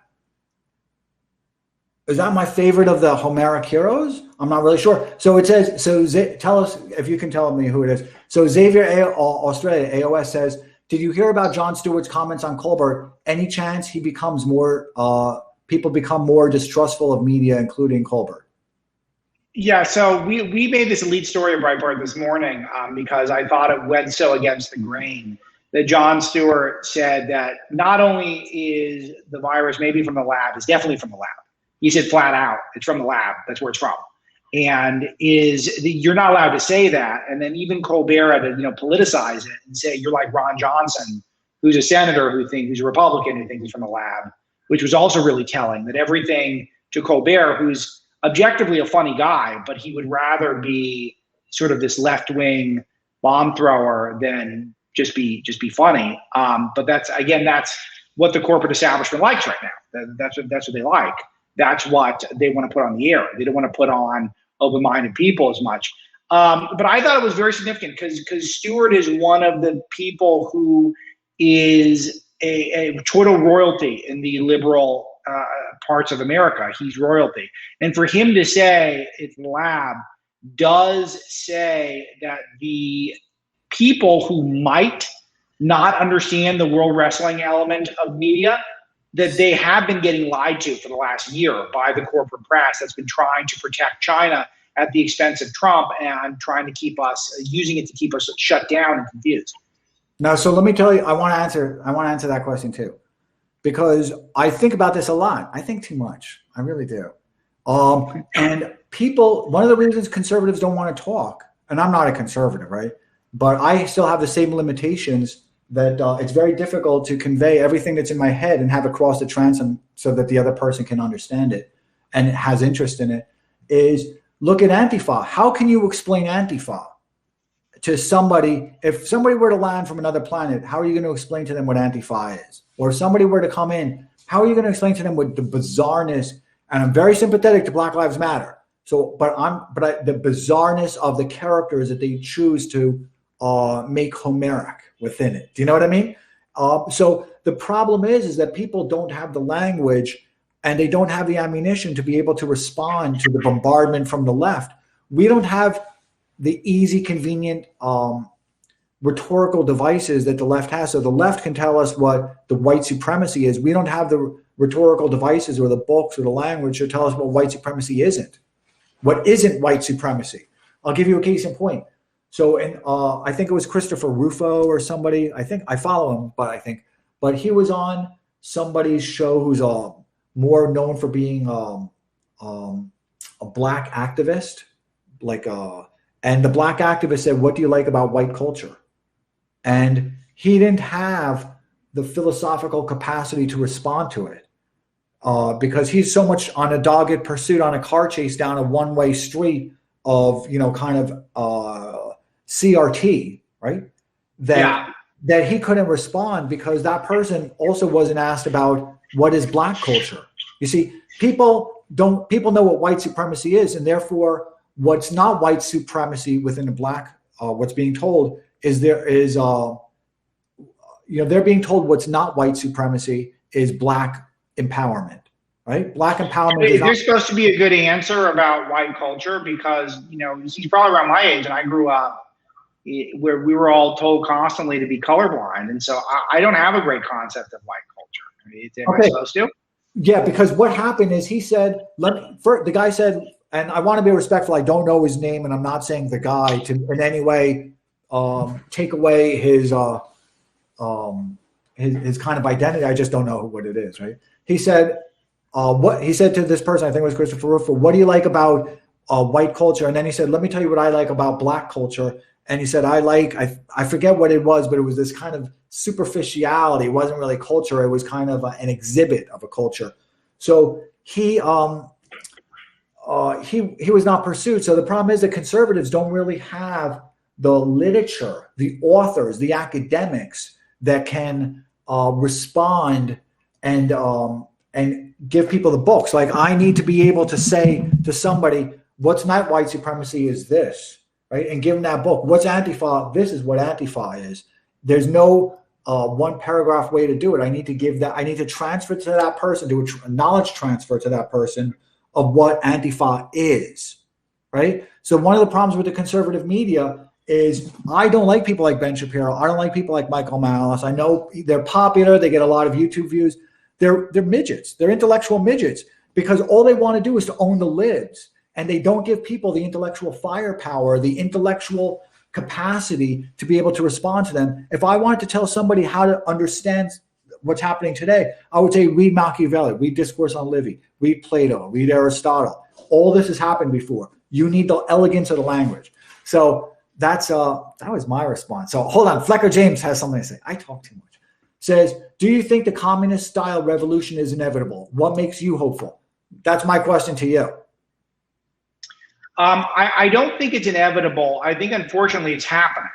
And that was another one I probably could have listed as one of the things that I learned, is that it's already here. If you look at this, all the examples we've already gone through today, with the control of the media, the control of the pharmaceutical industry, we all know how we get so much cheap products from China already, and how we were unwilling to look into them because we didn't want to jeopardize any of that over the last year, and to give them a pass for this pandemic. I think it's very clear that it's here. It's happening in a massive level. And it's happening in our entertainment, which is making huge concessions in terms of art in order to make sure they can sell in China, and our academic institutions that have partnerships with China. So it's happening. It's here. It's already here. So what makes me hopeful is simply that so long as we have freedom of speech, and so long as we have some sense of being able to get the word out, and to be able to write books and share books, and to have some presence in social media and to start our own websites, I do believe ultimately the best ideas can win out. I wouldn't guarantee that they're going to win out. In fact, probably gun to my head, I would say it's probably not a great bet that they're going to win out. I do think there's enough hope that it's worth fighting every day to try to win the intellectual battles. Yeah, and then I want to get to this question, which I was just thinking about. I was thinking about it in advance. There's actually two questions. So Rising Serpent, namaste. Sure. Thank you so much for joining us. Says, U.S. universities, and you wrote about this actually, U.S. universities have been funded in the billions by the Chinese Communist Party and their surrogates. Okay. I'm sure they have to some degree. I don't know the numbers off the top of my head. I mean, the book focused on media, but there's clearly Chinese infiltration in our universities to some level.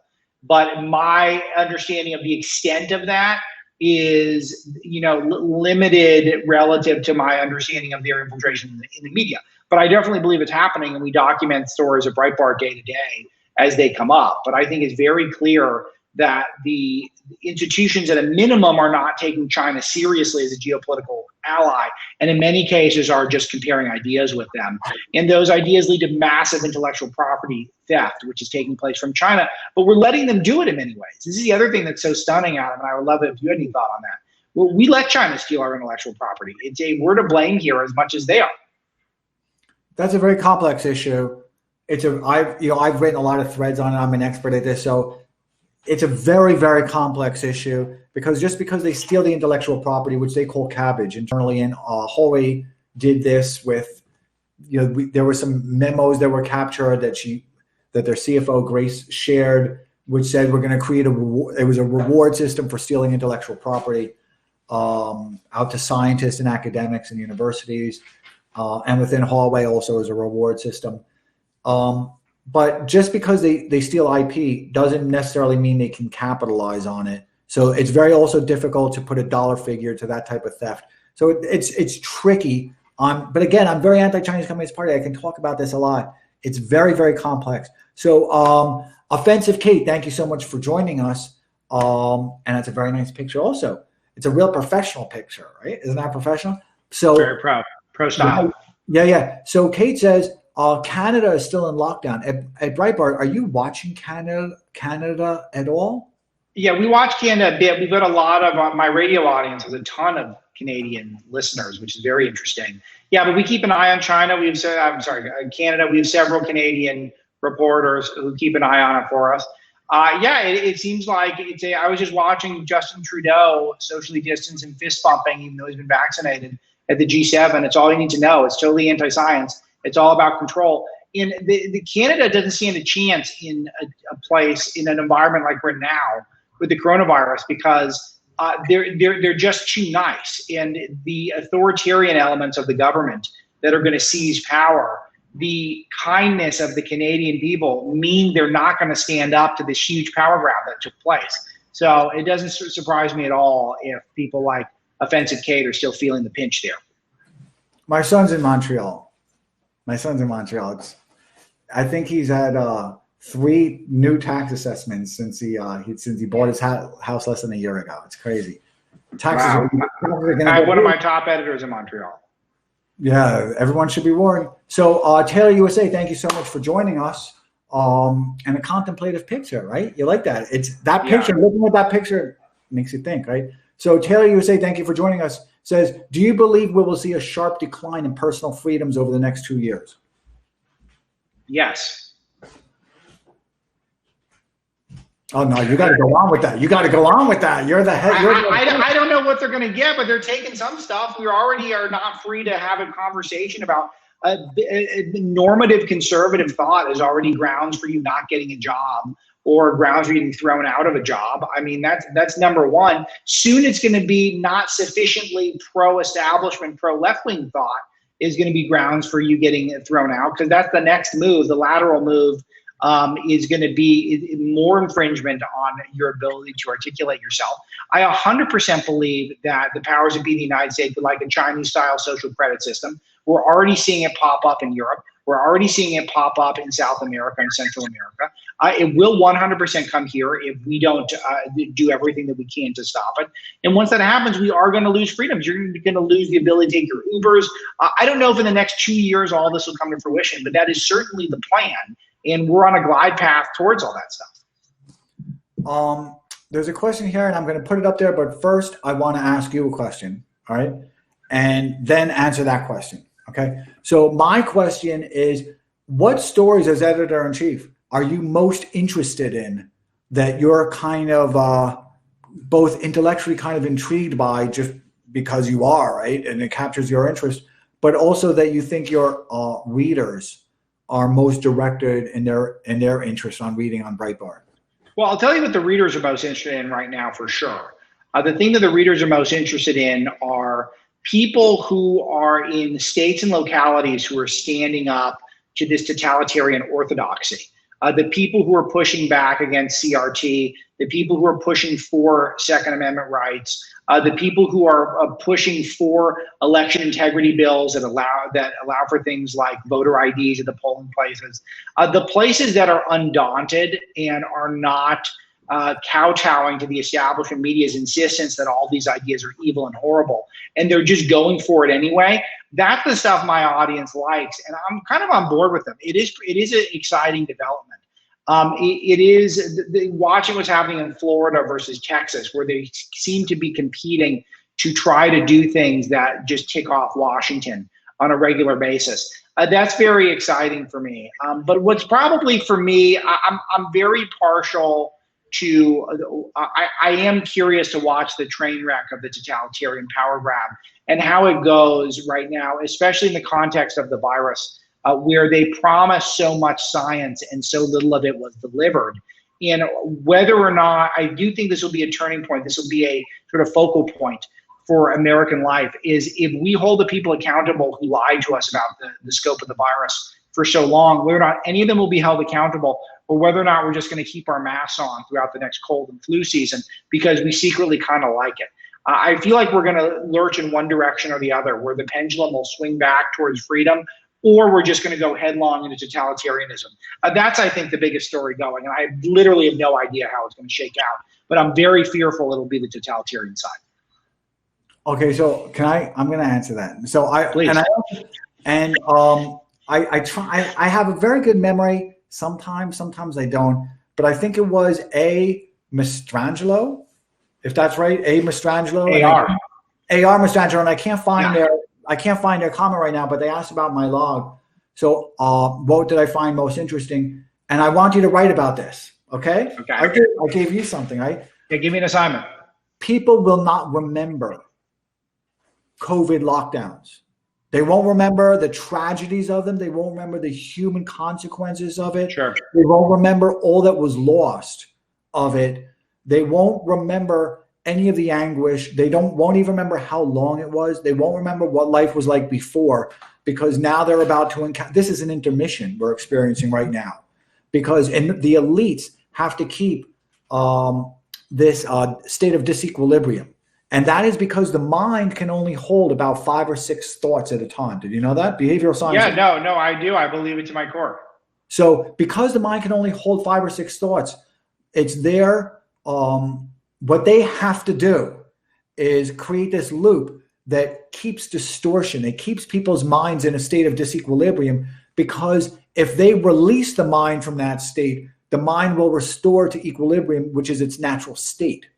So they're never going to let your mind relax. So right now you're experiencing a bit of an intermission. It's kind of like in between. It's kind of like you're in a Broadway show in between the 2 acts.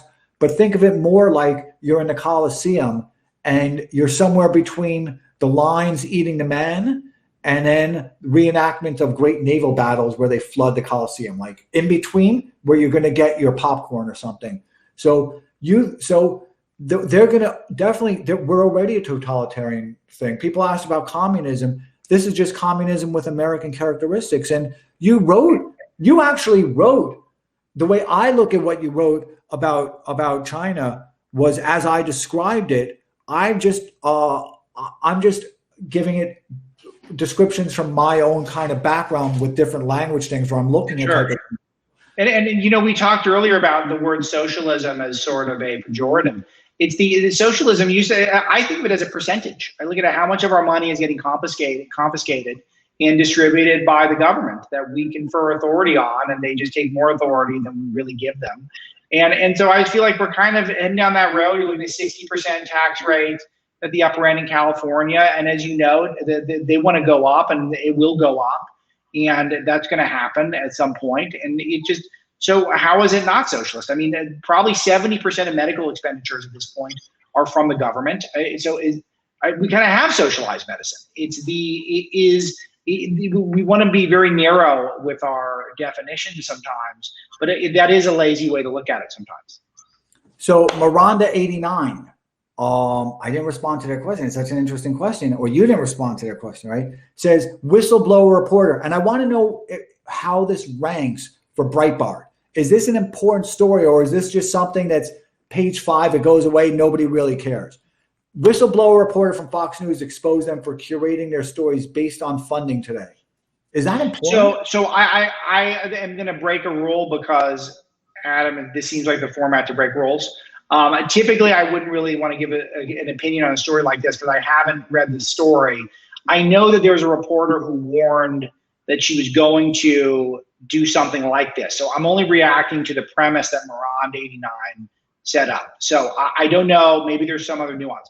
But if this is true, that Fox News is doing this, it is not a surprise. It's certainly something we would cover. How high I would rank it on the front page, I don't know.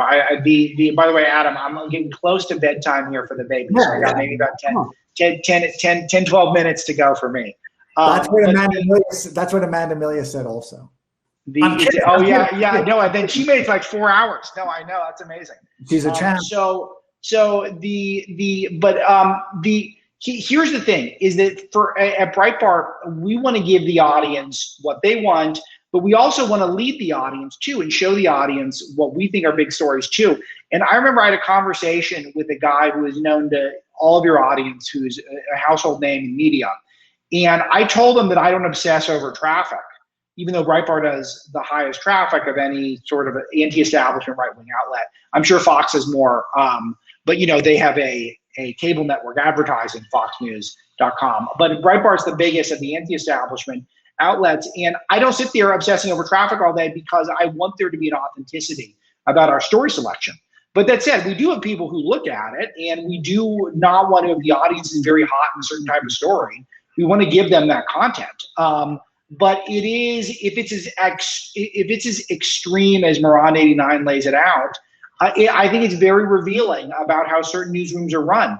I do think a lot of the decisions in terms of content are being governed by the people as opposed to trying to lead people in a direction of where the news is really going.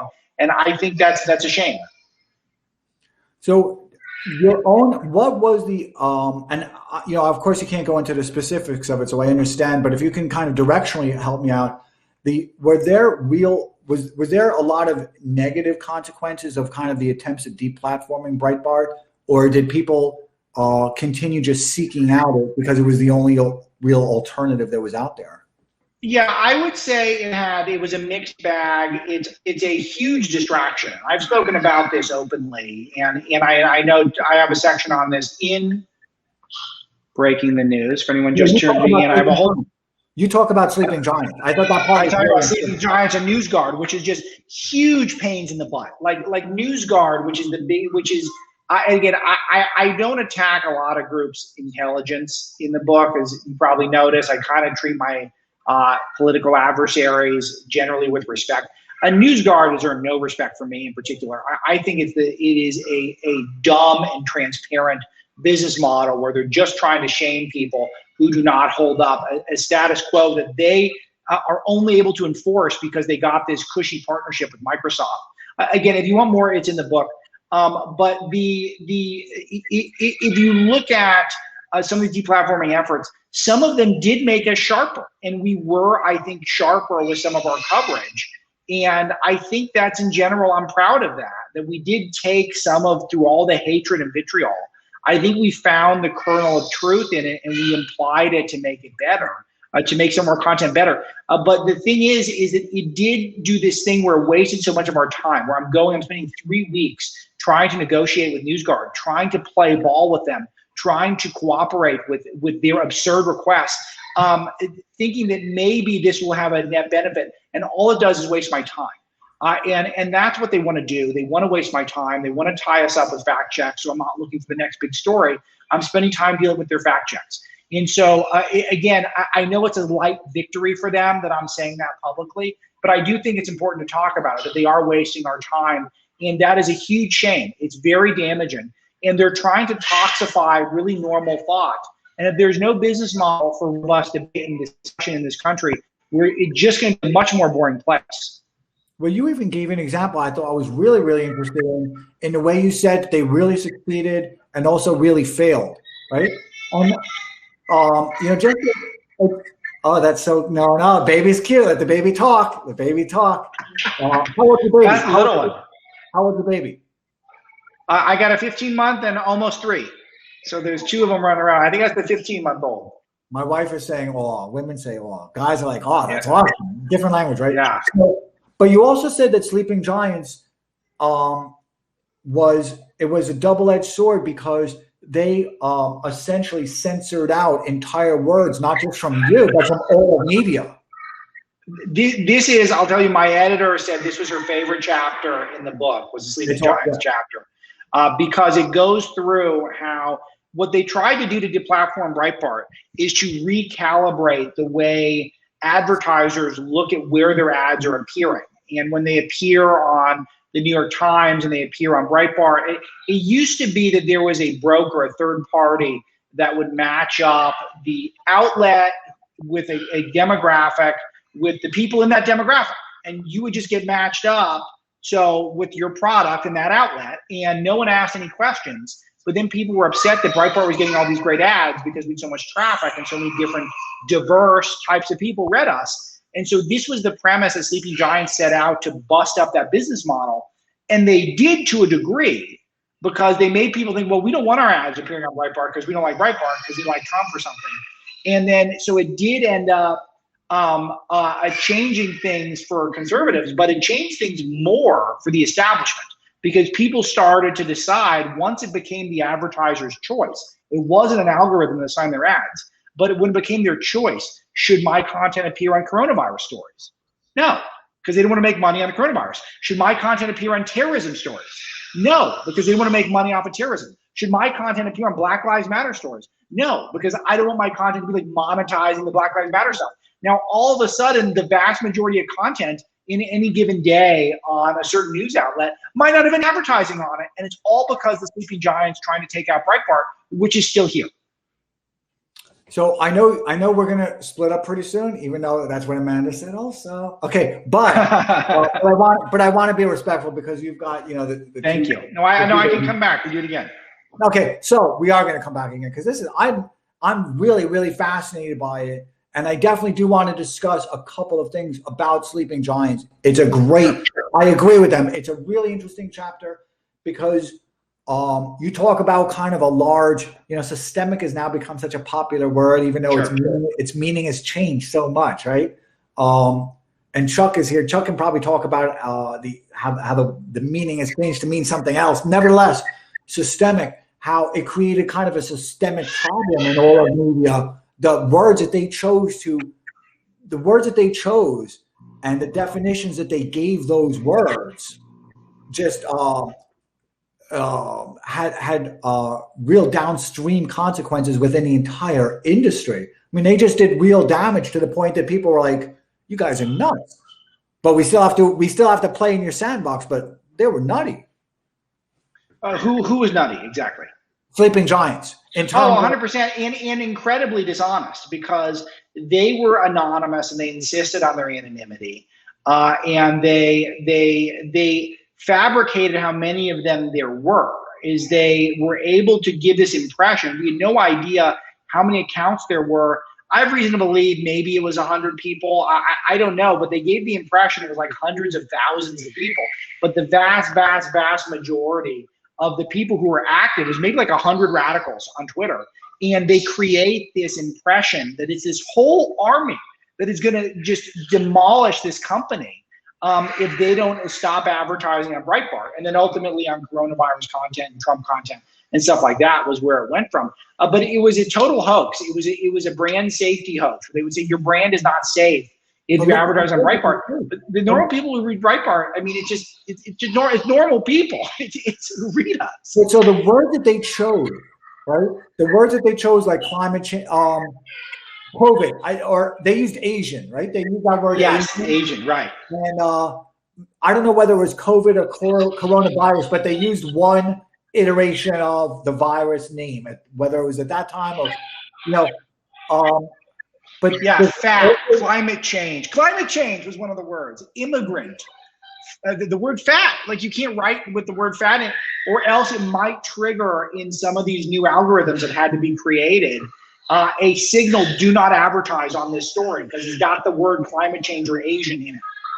And doesn't that also drive traffic to you guys? It did. It certainly, I mean, it's the sort of Trump model of any news is good news. It's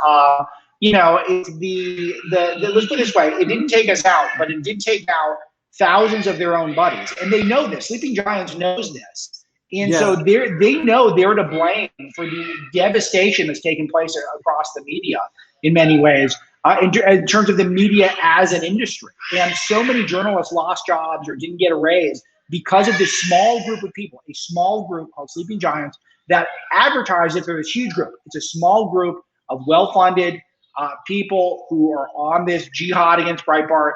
And they had no idea what was coming their way. Okay, we got one or two more questions. That's it. So we're going to do this quickly. Okay. So DP331, I want to see the baby. I want to see the baby now. Now I want to see the baby. Oh man. I make a point not to make them part of my shtick. Oh my God. Cheap. How cute. Okay, so DPR331, thank you so much for joining us. That's awesome. Your baby's got some good lungs. Good lungs. They're roughhousing before bed. They're almost the same age, so this is what happens. My God. So they're both boys. They're probably wearing the same type of pajamas too right now. Good. So DPR331 says Stanford. I'm going to do it really quick because we got a little time, right? One of them's got the other one pinned down, so we got some time. So Stanford golf camp this morning, 99% of both parents and adults in masks outside. No more mandate. From Breitbart's coverage, are you seeing that progressives now require this accessory, and how does it impact? How does it reflect in your coverage that progressives now have to have LGBTQ, gender issues? They need to have Black Lives Matter. They need to have their bag is pretty full, right? They've got a pretty full load that they're carrying, and now they also have to carry this accessory of the mask. So how are you seeing that in your coverage? Yeah, it is no doubt that this is happening. And I was just traveling across the country, and I was in some purple states, some red states, and some blue states. And you really see that the red states don't wear masks, and the purple states sometimes wear masks, like at the airport. And then the blue states, just they wear them alone outside. Like, you're still seeing it happen alone outside. So that does not surprise me. I joked that in D.C. there's over 100% masking because you've got some people wearing the double masks still. So, but it's all bogus. My wife was actually a frontline coronavirus doctor, and when she gets a mask, she gets fitted in a very complicated and arduous process for a specific N95 that fits your face in a specific way. We were told that these made in China face diapers, and you get it to CVS, are going to somehow block coronavirus. Well, that's not the information that the actual doctors who are dealing with the virus were getting. They were told that you got to wear this N95 perfectly fitted to your face if you don't want to get the virus. That's how they treat their actual pros. So of course it's a signal. Of course it's theater. It's all about theatrics. And the fact that so many people have still embraced it, particularly outside, young, healthy people wearing masks outside, which was always absurd when you look at the way the virus was spread. And everything we've learned since makes it even more absurd. It's people like this signal. They like the reminder that we are all submissive to the government and to the corporations who are really the main enforcers of the mask mandates, and that Donald Trump was a terrible guy, because remember, it was Trump's virus after all. Okay, I got one more question. Last one. Now there's going to be two. You see? I'm going to get in big trouble, then I might be able to come back, and my wife's going to get mad. Okay, so you discussed Black Lives Matter. I want to get a sense. Yeah, I got it right here also. So I want to discuss Black Lives Matter for a moment, because you discuss it, and I want to be respectful to. There's a lot of nuances. There's a lot of intricacies in Black Lives Matter. I don't want to in any way impeach the substance of some of the issues, and there's also been a lot of infiltration. I mean, it's deliberately. There's a lot of complexity, and I don't want to get lost in the intricacies of those complexities. But you talk about Black Lives Matter, and you talk about like the peaceful protest, right? So two questions for you. The first is, now in your capacity as editor-in-chief, do you see that that's going to resume? Do you see, like, can you observe that the trend is resuming, that there's momentum for more protests now?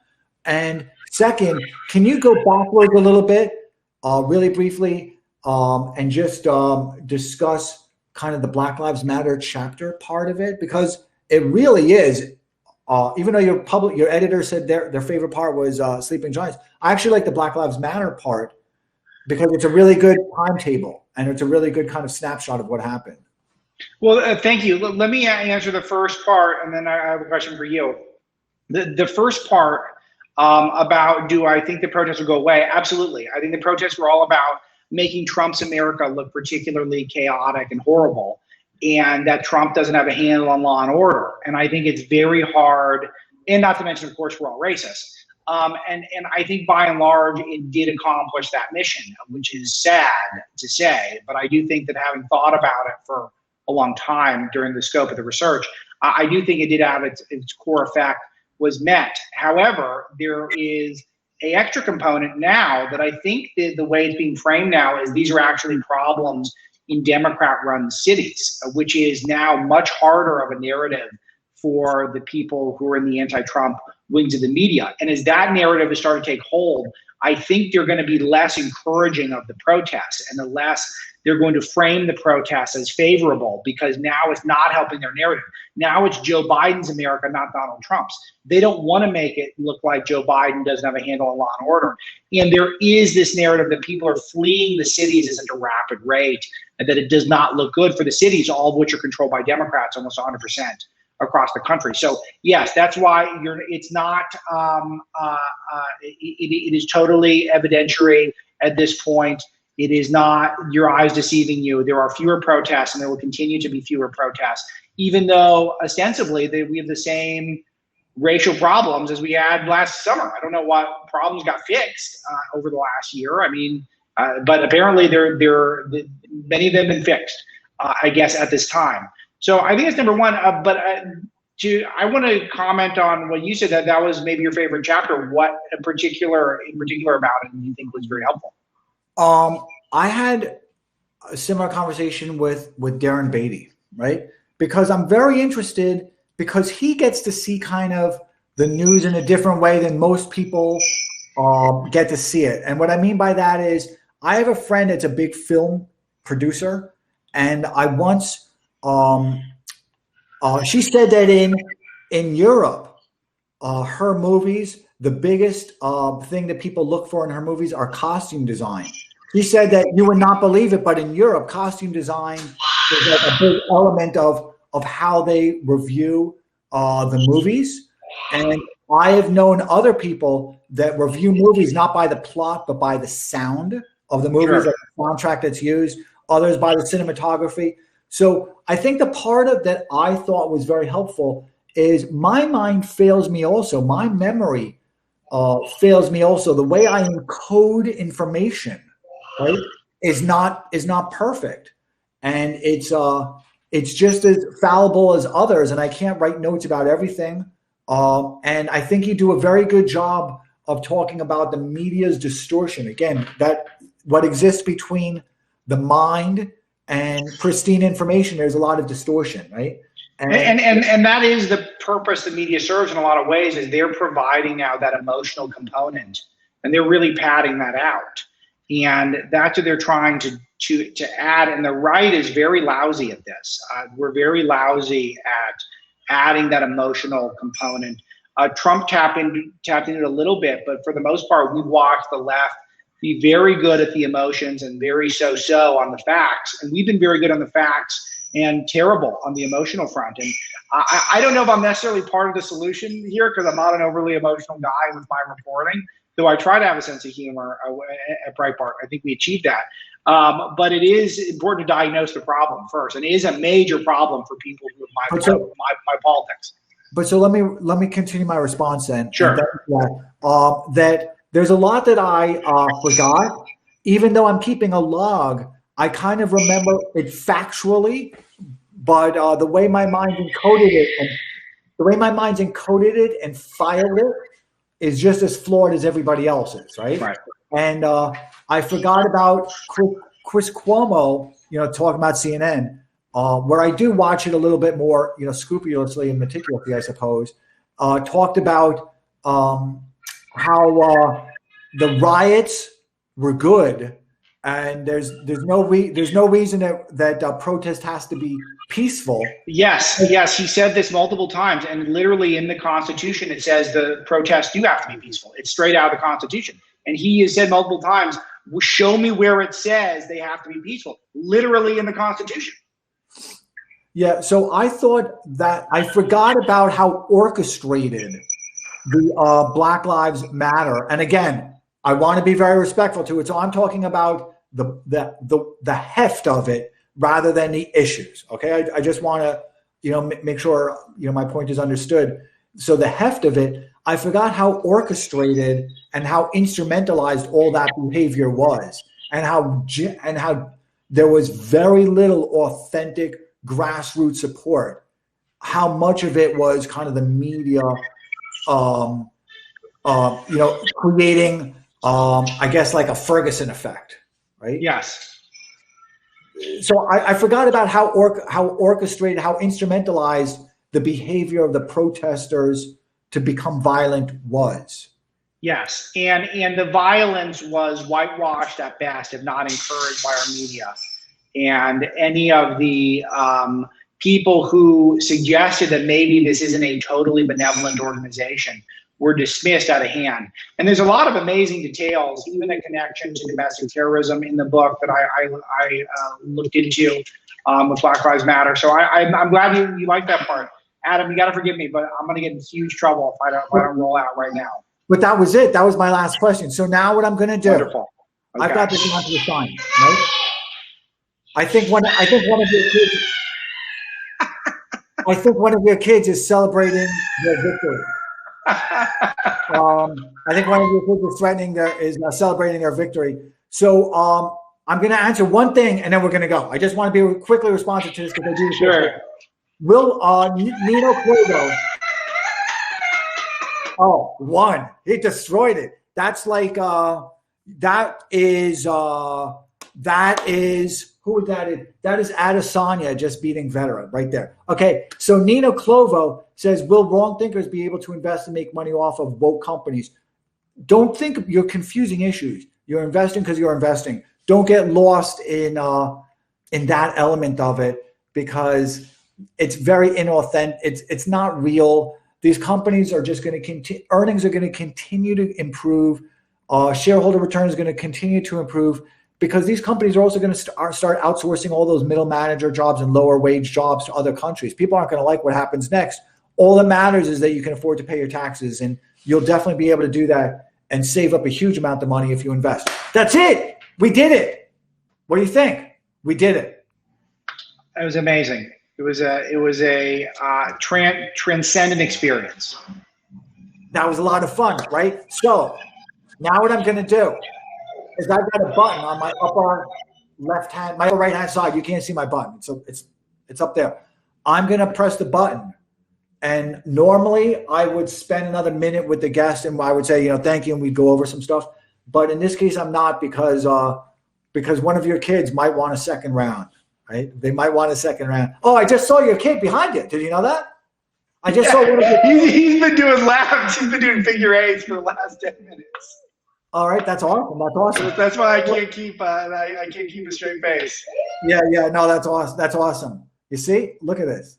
You see that? So Jam 1776, thank you so much for joining us. Says awe, and it's got 2 hearts. So that's awesome. So I'm gonna let you go. Did you have fun? That was great. I had a great time. No, but what's the end of the ritual? Because I've gone through this far in the ritual. What's the last part of the ritual? Well, so normally I would say to everybody, that's it. We're all going. I'm going to hang up. And then I would say, Alex, you're going to stay with me. And then we're going to talk for a minute. And then I would start eating my M&Ms. Right? Oh, but what flavor M&Ms? They're just regular. They're just regular. Don't get the peanut M&Ms. Total bullshit. Don't listen to Nancy. Don't listen to Nancy. And then don't get the ones with the newfangled flavors because those are communists right there. You want to talk about communists? You should write an article about that. Don't get the ones with peanut butter. Don't get the ones with Nestle's Bits or whatever it is. Write an article about that. I'm telling you. Big. Okay, Adam, let's do a catch up, you and me. But I do. It is bedtime. These kids need some love. You are awesome. You are awesome. I had so much fun. Thank you, everybody, for joining us.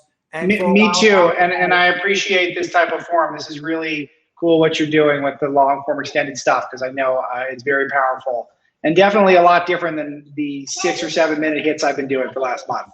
You're awesome. That's it. Done. I'm going to go feed my cat and have a banana. And I'm going to press the button.